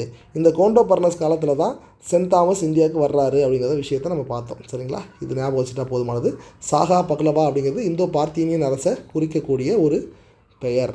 அடுத்து, கிமு 1ஆம் நூற்றாண்டில் தட்சசீலத்தை சுற்றியுள்ள வடமேற்கு இந்தியாவில் குடியேறிய மக்கள் குழு எது? ஸோ இந்த கிமு 1ஆம் நூற்றாண்டில் இந்த கொஸ்டின் வந்து பார்த்திங்கன்னா கிமு 1ஆம் நூற்றாண்டு தட்சசீலத்தை சுற்றியுள்ள அந்த வடமேற்கு பகுதியில் குடியேறிய மக்கள் குழுங்கிற அந்த கேள்வி வந்து கொடுத்துருக்க எல்லா ஆப்ஷனுமே பொருந்துற மாதிரியே இருக்கும். பிரச்சனையே அதுதான். இது ஒரு டிஸ்பியூட்டட் கொஸ்டின்னே சொல்லலாம். ஒவ்வொன்றுத்துக்கும் சோர்ஸ் இருக்கும். நீங்கள் தேடினீங்கன்னா இது வந்து 21 February 2025 நடந்த ஷிஃப்ட் 1 கேட்கப்பட்ட எஸ்எஸ்சி ஜிடி கொஸ்டின். இது குஷானர்களும் அப்போ தான் வந்து அங்கே குடியேறி இருப்பாங்க. தட்சசீலத்தை சுற்றி தான் வந்து குடியேறி இருப்பாங்க. இண்டோ கிரேக்கஸும் அந்த ஏரியாவில் தான் இருந்திருப்பாங்க. அப்போ இண்டோ கிரேக்கஸ் கூட எலிமினேட் பண்ணலாம். பார்த்தியன்ஸ் பக்காவாக பொருந்துவாங்க. ஏன்னா அவங்களுமே தட்சசீலத்தை சுற்றி தான் வந்து குடியேறி இருப்பாங்க. அப்போ அடுத்து சாகர்களும் அப்போ தான் வந்து குடியேறி இருப்பாங்க. ஸோ நீங்கள் எப்படி யோசித்து பார்த்தாலும் எல்லோரும் ஆன்சர் மாதிரியே தெரியும். சில சோர்ஸில் பார்க்கும்பொழுது என்ன சொல்கிறாங்கன்னா குஷானர்கள் தான், டெக்ஸ்ட் புக்கிலலாம் வந்து குஷானர்கள் தான் வந்து அங்கே குடியேறிய மக்கள். ஏன்னா அவங்க வந்து குரூப் ஆஃப் பீப்புளை கேட்குறாங்க, யார் வந்து அப்படிங்கிற மாதிரி இவங்க வந்து எக்ஸ்ப்ளனேஷன் கொடுக்குறாங்க. ஸோ இவங்க வந்து தட்சசீலத்தை சுற்றி அப்படின்னு பார்க்கும்போது குஷானாஸ் அப்படிங்கிறது தான் நம்ம ஆன்சராக எடுத்துக்க வேண்டியிருக்கு. பட் பார்த்தியன்ஸும் பொருந்துவாங்க, சாகர்களும் பொருந்துவாங்க. ஈவன் சாகர்களை விட்டுட்டா கூட பார்த்தியன்ஸ் பக்காவாக பொருந்துவாங்க. சரிங்களா? ஸோ 2 பேருக்குமே தலைநகரம் குஷானம், இந்த தக்சசீலம் தான். பட் என்னென்னா ஒரே ஒரு வித்தியாசம், இந்த பார்த்தியர்கள் அப்படிங்கிறவங்க கொஞ்சம் முன்னாடியே வந்திருப்பாங்க. அவங்க வந்து கிமு 2ஆம் நூற்றாண்டு அந்த ரேஞ்சில் வந்திருப்பாங்க. குஷானர்கள் வந்து பார்த்திங்கன்னா கிமு 1ஆம் நூற்றாண்டில் எக்ஸாக்டாக வந்திருப்பாங்க. ஸோ குஷானர்கள் அப்படிங்கிறது அதுக்கான கரெக்டான ஆப்ஷனாக நம்ம இப்போதைக்கு எடுத்துக்க வேண்டியிருக்கு. சரிங்களா? ஸோ இது மாதிரி ஒரு டிஸ்பியூட்டடான சில கொஸ்டின்ஸும் வரும். நீங்கள் இந்த மாதிரி வந்ததுன்னா குஷானர்கள் சூஸ் பண்ணிக்கலாம். சரிங்களா? Next, in ancient times who among the following categorically mention that there are 360 bones in a human body. மனித உடலில் 360 எலும்புகள் உள்ளன என்று திட்டவட்டமாக குறிப்பிட்ட பண்டைய கால மருத்துவ அறிஞர் யார்? இதுதான் கேள்வி. ஸோ இதில் வந்து பார்த்திங்கன்னா ஃபஸ்ட்டு சரகர், சூத்திரகர், பதஞ்சலி, சாணக்கியர்னு சொல்லுவாங்க. நமக்கு ஏற்கனவே ஆப்ஷன் எலிமினேஷன்லேயே போயிடுவோம். சாணக்கியர் அப்படிங்கிறவர் நமக்கு வந்து நல்லா தெரியும். அவர் வந்து மருத்துவ மணிலாம் கிடையாது. அவர் வந்து ஒரு பொலிட்டிக்கல் ஸ்ட்ராட்டஜிஸ்ட்னு சொல்லலாம். அந்த கால ஸ்ட்ராட்டஜிஸ்ட். இன்றைக்கி பிரசாந்த் கிஷோர் மாதிரி அன்றைக்கி ஒரு ஸ்ட்ராட்டஜிஸ்ட் அப்படிங்கிற மாதிரி நம்ம சொல்லிட்டு போயிடலாம். ஸோ அந்த மாதிரியான ஒரு ஆள் தான் அவர். ஒரு ராஜதந்திரி அவர். சரிங்களா? ஸோ அவர் கிடையாது. அடுத்து பதஞ்சலி. இவர் வந்து யோகா இருக்கு இல்லைங்களா, யோகாவை உருவாக்குனவர் பதஞ்சலி. ஸோ அவருக்கும் மருத்துவத்துக்கும் பெருசாக சம்மந்தம் இல்லை. சூத்ரகா அப்படிங்கிறவர் யாருன்னு பார்த்தீங்கன்னா மிருச்சக்கடிகம் அப்படிங்கிற ஒரு நாடகத்தை எழுதிய ஒரு அறிஞர். அவர் வந்து குப்தர் காலத்தில் வாழ்ந்தவர். சரகர் தான் கரெக்டு. சரிங்களா? ஸோ பண்டைய காலத்தில் ஆயுர்வேதத்தின் பிருகத் திரையாயி அப்படி சொல்லுவாங்க. அதாவது ஆயுர்வேத மும்மணிகள்னு சொல்லி 3 பேரை சொல்லுவாங்க. யாருன்னா சரகர், சுஷ்ருதர், வாக்பதர். இதில் சரகர் அப்படிங்கிறது இந்திய மருத்துவத்தின் தந்தைன்னு இவரை தான் சொல்லுவாங்க. சரக சம்ஹிதை அப்படின்னு சொல்லி ஒரு புத்தகத்தை எழுதியிருப்பார். அவர் தான் 360 எலும்புகள் இருக்குது மனிதர்களுடைய அப்படின்னு சொல்லி, மனிதர்களில் 360 எலும்புகள் இருக்குதுன்னு சொல்லி ஒரு கால்குலேஷன் பண்ணியிருப்பார். இவர் என்ன பண்ணியிருப்பாருன்னா பற்களெல்லாம் ஒரு எலும்புகளாக எடுத்திருப்பார். சரிங்களா? பற்கள், நகங்கள் இதெல்லாம் வந்து எலும்புகளாக கன்சிடர் பண்ணியிருப்பார். ஸோ அதனால் 360 எலும்புகள் இருக்குதுன்னு சொல்லி இவர் கணக்கு போட்டிருப்பார். ஆனால் இப்போ நம்ம கரண்ட் எவ்வளோ இருக்குது? 206, மொத்தம் 206 எலும்புகள் இருக்குன்றது இப்போ மாடர்ன் மெடிசன் வந்து கன்ஃபார்ம் பண்ணியிருக்கு. பட் ஒரு குழந்தை பிறக்கும்போது வந்து பார்த்திங்கன்னு வச்சுக்கோங்களேன், அரௌண்ட் 270 இருக்கும். அதுவும் ஞாபகம் வச்சுக்கணும். ஃபஸ்ட்டு 270 இருக்கும். அப்புறம் சில எலும்புகள்லாம் ஒன்றோட ஒன்று சேர்ந்து 206 வந்து ஒரு வளர்ந்த மனிதனுக்கு 206 எலும்புகள் தான் இருக்கும். ஆனால் குழந்தையாக பிறக்கும்போது 270 எலும்பு இருக்கும். இதே மாதிரி இவங்களுக்கு என்ன அப்படின்னு பார்த்திங்கன்னா, பண்டைய காலத்தில் இந்த சரகர் கணிச்சது 360 எலும்புகள் இருக்கும்னு சொல்லி கணிச்சிருக்காரு. ஒரு கிட்டத்தட்ட க்ளோஸான ஒரு கணிப்பு தான். பட் என்னென்னா அவர் பற்கள், எலும்புகள் இதெல்லாம் வந்து பற்கள், நகங்கள்லாம் ஒரு எலும்பாக கன்சிடர் பண்ணியிருப்பார். ஓகே. ஸோ இப்போ சரகர் வந்து சரக சம்ஹிதைன்னு எழுதியிருப்பார். இந்த மருத்துவ மும்மணிகள் யாருன்னு கேள்வி வந்துகிட்டே இருக்கும், பார்த்துக்கோங்க. அடுத்த சுஷ்ருதர். இவர் அறுவை சிகிச்சையின் தந்தை. பண்டைய காலத்திலே வந்து அறுவை சிகிச்சை செஞ்சவர் இவர் தான் அப்படின்னு சொல்லுவாங்க. ஸோ இவர் வந்து பார்த்திங்கன்னா இந்த பிளாஸ்டிக் சர்ஜரிலாம் பண்ணியிருப்பார். அந்த காலத்தில் போரில் வந்து போர்னால முகம் சிதைவுக்குள்ளானவங்களுக்கெல்லாம் பிளாஸ்டிக் சர்ஜரி பண்ணியிருப்பார். அந்த மாதிரிலாம் நெத்தியிலேருந்து தோல் எடுத்து மூக்கு அறுவட்டவங்களுக்குலாம் அந்த மூக்கையை உருவாக்கியிருப்பாரெலாம் சொல்லுவாங்க. ஸோ அது மாதிரி ஒரு நிறைய விஷயங்கள்லாம் செஞ்சுருப்பார். சுஸ்ருத சம்ஹிதை அப்படிங்கிறது இவர் எழுதிய நூல். அடுத்து வாக்பதர். இவர் வந்து பார்த்திங்கன்னா அஷ்டாங்க சம்கிரகம் அப்படிங்கிற ஒரு புத்தகத்தை, அல்லது அஷ்டாங்க ஹிருதயம் அப்படிங்கிற ஒரு புத்தகத்தை எழுதியிருப்பார். ஸோ இவங்க 3 பேர் தான் மருத்துவ மும்மணிகள்.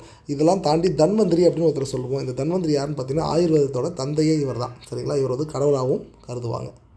ஸோ நெக்ஸ்ட், இதில் பதஞ்சலியை பற்றி பார்த்துருக்கோம். பதஞ்சலி அப்படிங்கிறவர் யோகா அப்படிங்கிற ஒரு மெத்தடை உருவாக்குனவர் அவர் தான்.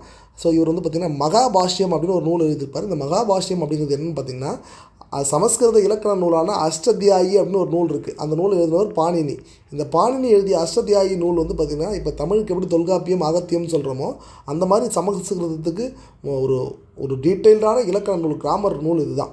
ஸோ இந்த அஷ்டத்தியாயி நூலை கொஞ்சம் கொஞ்சமாக சுருக்கி சில பகுதிகளை மட்டும் புரிகிற மாதிரி எக்ஸ்பிளைன் பண்ணது தான் மகாபாஷ்யம். அதை எழுதினவரும் பதஞ்சலி முனிவர் தான். சரிங்களா?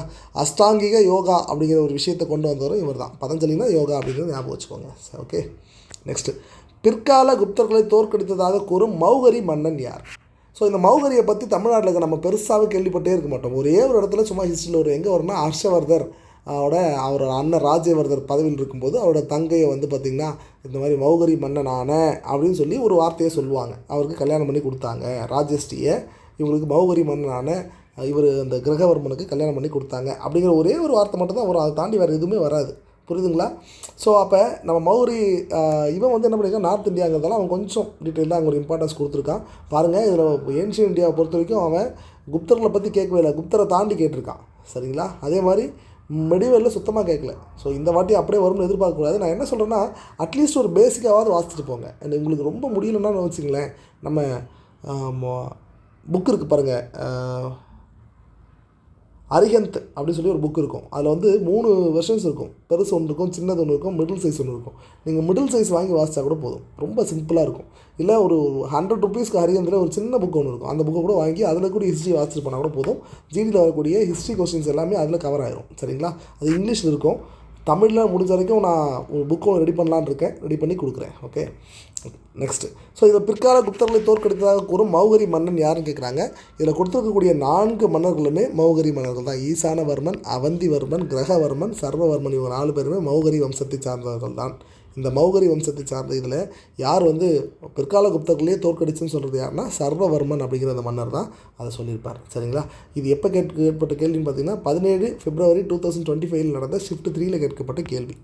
ஃபஸ்ட் நம்ம மௌகரி வம்சம்னா என்னென்னு பார்த்துருவோம். மௌகரி வம்சம்ங்கிறது 6 மற்றும் 7ஆம் நூற்றாண்டு, அதாவது குப்த பேரரசு வீழ்ச்சி அடைந்ததுக்கு பிறகு குப்த பேரரசும் பிற்கால லேட்டர் குப்தாஸும் வேறு வேறு, அதுவும் ஞாபகம் வச்சுக்கணும். சரிங்களா? குப்தாஸ் வேறு, லேட்டர் குப்தாஸ் வேறு.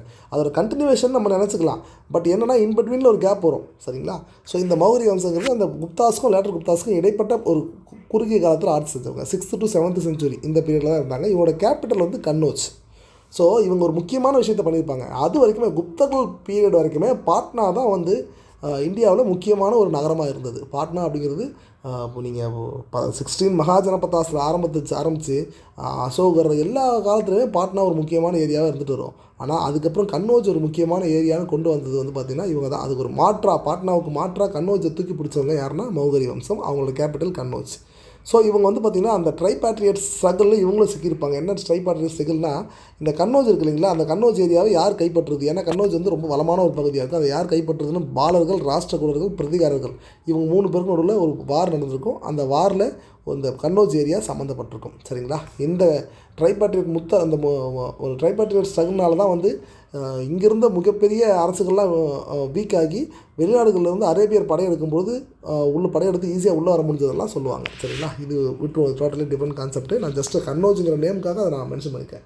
ஓகே, இதில் கவுடா வம்சம், இவங்களுக்கும் அந்த மௌகரி வம்சத்துக்கும் கவுடா அப்படிங்கிற வம்சத்துக்கும் இடையில் வந்து பார்த்திங்கன்னா கண்டினியூஸாக ஃபைட் நடந்துக்கிட்டே இருக்கும். கவுடா வம்சம் அப்படிங்கிறது வந்து பார்த்திங்கன்னா எந்த ஏரியாக்கானது அப்படின்னு பார்த்திங்கன்னா அது வந்து பெங்காலில் இருக்கக்கூடிய இன்றைக்கி வங்கதேசம் இருக்குல்லைங்களா, அந்த ஏரியாவில். அதில் சசாங்கன் அப்படின்னு ஒருத்தர் இருப்பார். சரிங்களா? அந்த சசாங்கன் வந்து பார்த்திங்கன்னா மிக முக்கியமான ஆள், இந்த மௌகரி வம்சத்தை எதிர்த்ததில் முக்கியமான ஆள். சரிங்களா? ஓகே, ஸோ மௌகரி வம்சத்தில் முக்கியமான மன்னர்கள் யாருன்னு பார்த்தீங்கன்னா ஈசானவர்மன்கிற ஃபஸ்ட்டு இவர் தான் அந்த மௌகரி வம்சத்தை உண்மையாக ஃபவுண்ட் பண்ணது இவர் தான் சொல்லுவார். அடுத்து வந்து முக்கியமான மன்னன் ஈஸ்வரவர்மன், அதுக்கடுத்து கிரகவர்மன்.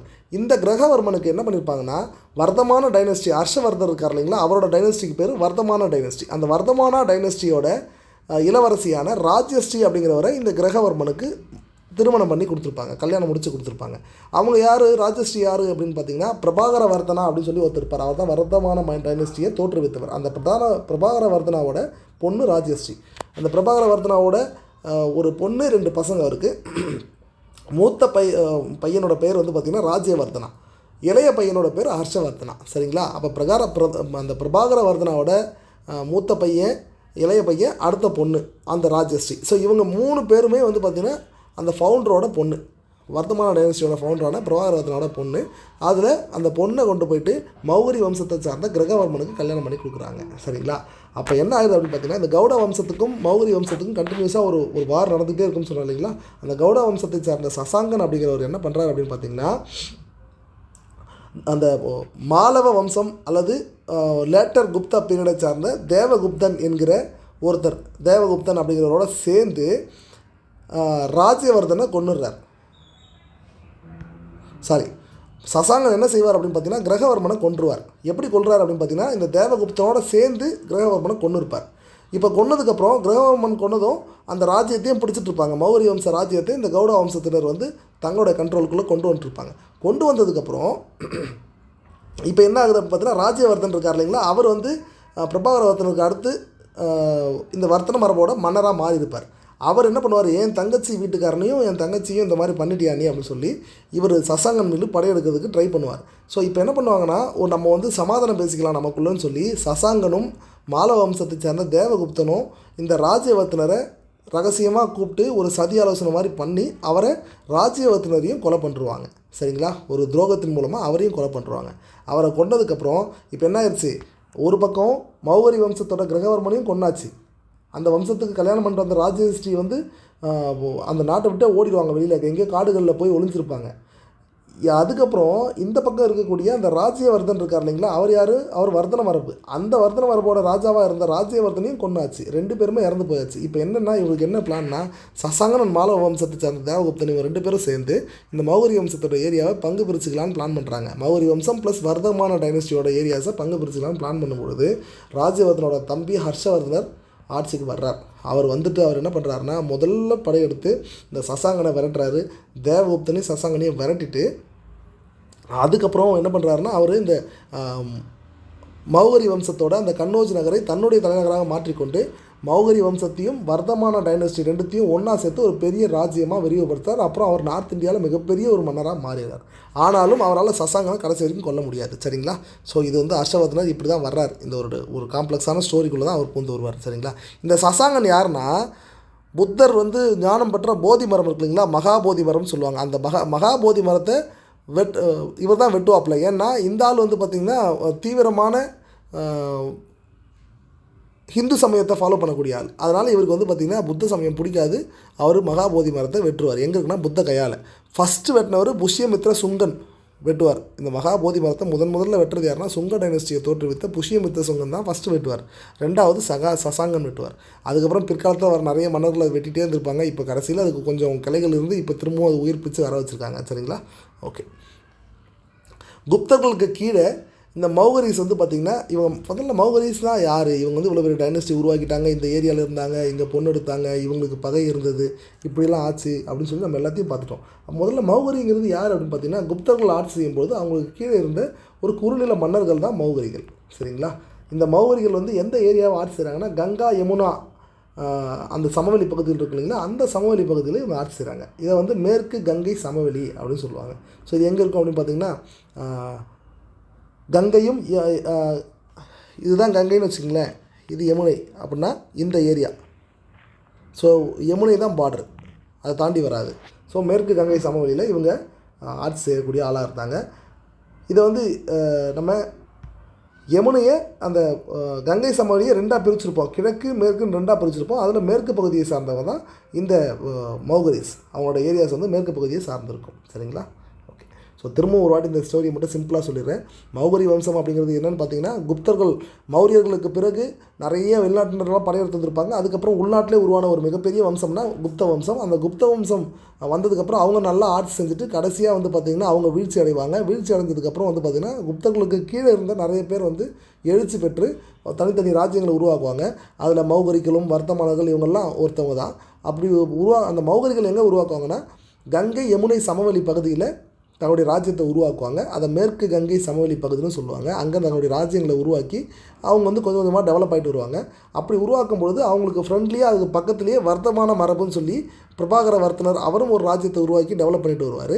அப்போ பிரபாகர வர்த்தனரான வர்த்தனரும் இந்த மௌகரி வம்சத்தினரும் ஃப்ரெண்ட்லியான ரிலேஷனில் இருக்கவங்க. இவங்களுக்கு ஆகாத ஒருத்தர் இருப்பார், அவர் பெங்காலில் இருக்கக்கூடிய சசாங்கன். அதே மாதிரி மாலவ பகுதியில் தேவகுப்தன் அப்படிங்கிறவர் இவங்களுக்கு ஆகாதவர். இவங்க 2 பேரும் இந்த சசாங்கனும் தேவகுப்தனும் ஒன்றா சேர்ந்துருவாங்க. இதுக்கு முன்னாடி வந்து பார்த்திங்கன்னா என்ன பண்ணியிருப்பாங்கன்னா அந்த மௌகரி வம்சத்தோட கிரகவர்மன் அப்படிங்கிற மன்னருக்கு பிரபாகர வர்த்தனர் தன்னுடைய மகளான ராஜஸ்ரீயை கல்யாணம் பண்ணி கொடுத்துருப்பாரு. இப்போ இந்த சசாங்கனும் தேவகுப்தனும் அந்த கிரகவர்மனை வந்து போரில் கொன்றுவாங்க. கொன்னதும் ராஜ்யவர்தனர், அதாவது ராஜஸ்ரீயோட அண்ணன் ராஜ்யவர்தனர் அவர்கள் மீது படையெடுத்து செல்வார். அவரையும் ரகசிய ஒரு ஒரு தந்திர திட்டத்தின் மூலமாக அவரையும் கொன்றுவாங்க. அதுக்கப்புறம் அர்ஷர் படையெடுத்து வந்து அவங்க தங்கச்சியை மீட்டு அதுக்கப்புறம் இந்த சசாங்கன் தேவகுப்தன்லாம் விரட்டிட்டு அவர் ஒரு பெரிய ராஜ்யத்தை நிர்ணயிப்பார். இதுதான் வந்து இதோட ஸ்டோரி. ஓகேங்களா? ஸோ இப்போ இந்த குப்தர்கள் இவங்க அந்த மௌகரிகளை பொறுத்த வரைக்கும் ஒரு விஷயம் என்னென்னா, குப்தர்களை நம்ம தான் ரீப்ளேஸ் பண்ணணும்னு இவங்களுக்கு ரொம்ப ஆசை. அதனால் குப்தர்கள் என்ன பண்ணாங்களோ அதெல்லாம் அப்படியே பண்ணுவாங்க. குப்தர்கள் ஒரு பட்டம் ஏற்றிருப்பாங்க. இப்போ குப்த அரசர்லாம் வந்து பார்த்திங்கன்னா ராஜ மகாராஜாதிராஜ அப்படிங்கிற பட்டப்பேர்லாம் வச்சுருப்பாங்க. அதே மாதிரி மௌகரிகளும் அதே மாதிரி பட்டப்பேர் தான். மகாராஜாதிராஜ அப்படிங்கிற பட்டப்பேரை ஏற்றிருப்பாங்க. ராஜாதிராஜங்கிற பட்டப்பேரை ஏற்றிருப்பாங்க. இந்த மாதிரி நிறைய விஷயங்களும் செஞ்சுருப்பாங்க. ஸோ இவங்க மேக்ஸிமம் குப்தர்களை ஃபாலோ பண்ணியே போன ஒரு டைனஸ்டி தான். சரிங்களா? மௌகரிகள் முதலில் ஒரு துணை ஆட்சியாளராக இருந்து பின்னர் எந்த பகுதியில் ஒரு சுதந்திரமான ராஜ்யத்தை நிறுவினர்னு கேட்குறாங்க. மேற்கு கங்கை சமவெளி தான் இவங்க அந்த சுதந்திரமான ராஜ்யத்தை நிறுவனது அங்கே தான்.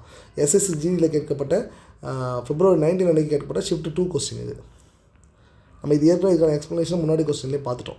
அடுத்து ஆரம்பகால குப்தர்களை பின்பற்றி மௌகரிகள் ஏற்றுக்கொண்ட பட்டம். ஃபஸ்ட்டு மௌகரிகள் நான் சொன்னது என்ன, மௌகரிகள் பெரும்பாலும் அவங்க குப்தர்களை ஃபாலோ பண்ணி அவங்க என்ன செஞ்சாங்களோ அது எல்லாத்தையும் செஞ்சுருப்பாங்க. ஃபஸ்ட்டு மௌகரிகளுக்கு கொடுக்கப்பட்ட பட்டம் சமந்தா. அவங்க சமந்தாங்கிற பட்டத்தை தான் வச்சுக்கிட்டு ஒரு மன்னர் வந்து சமந்தா அப்படிங்கிற ஒரு பட்டத்தை வச்சுக்குவார். அதுக்கப்புறம் வந்து பார்த்திங்கன்னா கொஞ்சம் பெரிய ஓரளவுக்கு அவங்கள்ட்ட எக்ஸ்பேண்ட் ஆனவுடனே மகாராஜா அப்படிங்கிற ஒரு பட்டத்தை வச்சுக்கிட்டாங்க. அதுக்கப்புறம் இன்னும் கொஞ்சம் ஆனதுக்கப்புறம் மகாராஜாதிராஜ அப்படிங்கிற ஒரு பட்டத்தெல்லாம் வச்சுக்கிட்டாங்க. இதெல்லாம் குப்தர்களை ஃபாலோ பண்ணி அவங்க வச்ச விஷயம். இதை வந்து பர்டிகுலர்லி குப்தரை ஃபாலோ பண்ணி அவங்க ஏற்றுக்கொண்ட பட்டம் அப்படிங்கிறது மகாராஜாதிராஜ அப்படிங்கிறது தான். சரிங்களா? இந்த மகாராஜாதிராஜ அப்படிங்கிற பட்டத்தை மௌகரிகள் ஏற்றுக்கொண்டார்கள் அப்படிங்கிறது எதை வச்சு நம்ம தெரிஞ்சுக்கணும்னா, அசிர்கர் அப்படிங்கிற இடத்துல இருந்த செப்பு பட்டயத்தின் மூலமாக தான். இந்த பட்டத்தை முதலில் ஏற்றுக்கொண்டவர் யாருன்னா ஈசானவர்மன் அப்படிங்கிறவர் தான். யாருன்னா மௌகரி வம்சத்தை தோற்றுவித்தவர். அப்போ அவருக்கு முன்னாடி யாருமே இல்லையா, மௌகரி வம்சமே இல்லையான்னு கேட்டிங்கன்னா இல்லை. அதுக்கு முன்னாடியும் கொஞ்சம் சின்னதாக இருந்தாங்க. அவங்க எல்லாமே குப்தர்களுக்கு கீழே அப்படியே அடிபணிஞ்சு இருந்த அரசர்கள் தான். முதன்முறையாக கொஞ்சம் சுதந்திரமான ஒரு அரசை தோற்றுவித்தவர்னா ஈசானவர்மன் தான். சரிங்களா? ஓகே. ஸோ இவர் குப்தர்களை ஃபாலோ பண்ணி இவர் ஏற்றுக்கொண்ட பட்டம் மகாராஜாதிராஜ. இதுதான் கரெக்டு, மற்றதெல்லாம் தவறு. ஓகே. ஸோ இதோட நம்ம வந்து ஏன்ஷியன்ட் ஹிஸ்ட்ரி முடியுதுங்க. ஏன்ஷியன்ட் ஹிஸ்ட்ரியை பொறுத்த வரைக்கும் மொத்தம் 42 கேள்விகள். இந்த 42 கேள்வி எங்கே பெரும்பாலும் கேட்டிருக்காங்க அப்படின்னு பார்த்தீங்கன்னா ஸ்டோன் ஏஜ், இதுலேருந்து கேள்விகள் நிறைய வந்திருக்கு. நெக்ஸ்ட்டு வேதிக் பீரியடு, ஹரப்பா, அப்புறம் மௌரியாஸ்லேருந்து நிறைய கேட்டிருக்காங்க. மௌரியாஸ், 16 மகாஜனபதாஸ், இந்த மாதிரியான ஏரியாஸ் வந்து நிறைய கொஸ்டின்ஸ் வந்திருக்கு. ஸோ பார்த்துக்கோங்க. அப்புறம் மௌகரிகளை சம்மந்தமாக ஒரு 4 கொஸ்டின் கேட்டிருக்காங்க. இந்த வாட்டி நான் என்ன எக்ஸ்பெக்ட் பண்ணுறேன்னா, இந்த மாதிரி ஏரியாஸ்லேருந்து கொஸ்டின் வரும். குப்தாஸ்லேருந்து இந்த வாட்டி கொஸ்டின் கேட்கறதுக்கு நிறைய வாய்ப்பு இருக்குது. ஏன்னா லாஸ்ட் டைம் சுத்தமாக கேட்கல, அதனால் இந்த வாட்டி கேட்குறதுக்கு வாய்ப்பு இருக்குது. குப்தாஸை பற்றி கொஞ்சம் பார்த்துக்கோங்க. ஜஸ்ட்டு நான் சொன்ன மாதிரி Arihant book, English medium book இருந்தாவே போதுமானது. ஜஸ்ட்டு ஒரு அது அதிகபட்சமாக ஒரு 20-30 பக்கம் தான் இருக்கும் ஹிஸ்ட்ரிக்கு. அது ஃபுல்லாக பார்த்தீங்கன்னாவே உங்களுக்கு ஒரு கம்ப்ளீட் ஐடியா கிடச்சிரும். போதும், அதுவே ரிவிஷன் பண்ணிட்டு போனால் போதும். தென் மீதி ரிமைனிங் பார்ட்டுக்கு நம்ம கொடுத்துருக்க இப்போ இந்த பிடிஎஃபை தமிழ்வேல் அகாடமியோட மெட்டீரியல் ஷேரிங் குரூப்பில், அந்த டெலகிராம் குரூப்பில் ஷேர் பண்ணுவேன். அதில் ஜாயின் பண்ணாதவங்க இந்த வீடியோவோட டெஸ்கிரிப்ஷனில் கீழே கொடுத்துருப்போம் பாருங்கள், அதில் போய் ஜாயின் பண்ணிக்கோங்க. இந்த கம்ப்ளீட் மெட்டீரியல் அதில் ஷேர் பண்ணுவேன். உங்களுக்கு கண்டிப்பாக யூஸ்ஃபுல்லாக இருக்கும். ஒரு பெய்டு கிளாஸ்க்கு ஈக்குவலான ஒரு மெட்டீரியலாக இது உங்களுக்கு கண்டிப்பாக யூஸ்ஃபுல்லாக இருக்கும். யூஸ் பண்ணிக்கோங்க. அடுத்ததாக வந்து இதை தொடர்ந்து என்ன போடலாம் அப்படின்னு பார்த்தோன்னா, பாலிட்டி ஆர் ஜாகிரஃபி வீடியோஸ் வரும். பாலிட்டி ஒவ்வொன்றா வந்துகிட்டே இருக்கும். பாலிட்டி கொஸ்டின்ஸ் வரும், ஜாகிரஃபி கொஸ்டின்ஸ் வரும், அடுத்ததாக எக்கனாமிக்ஸ் கொஸ்டின்ஸ் வரும், சயின்ஸ் கொஸ்டின்ஸ் வரும். SSGD 2026க்கு தேவையான எல்லா சப்ஜெக்ட் ப்ரீவியஸ் இயர் கொஸ்டினும் அனலைஸ் பண்ணி உங்களுக்கு இந்த மாதிரி கொடுத்துட்டே இருப்போம். எல்லாமே இந்த மாதிரி டீட்டெயில்டாக அனலைஸ் பண்ணி தான் உங்களுக்கு கொடுத்துருப்போம். சரிங்களா? ஓகே, நன்றி, வணக்கம்.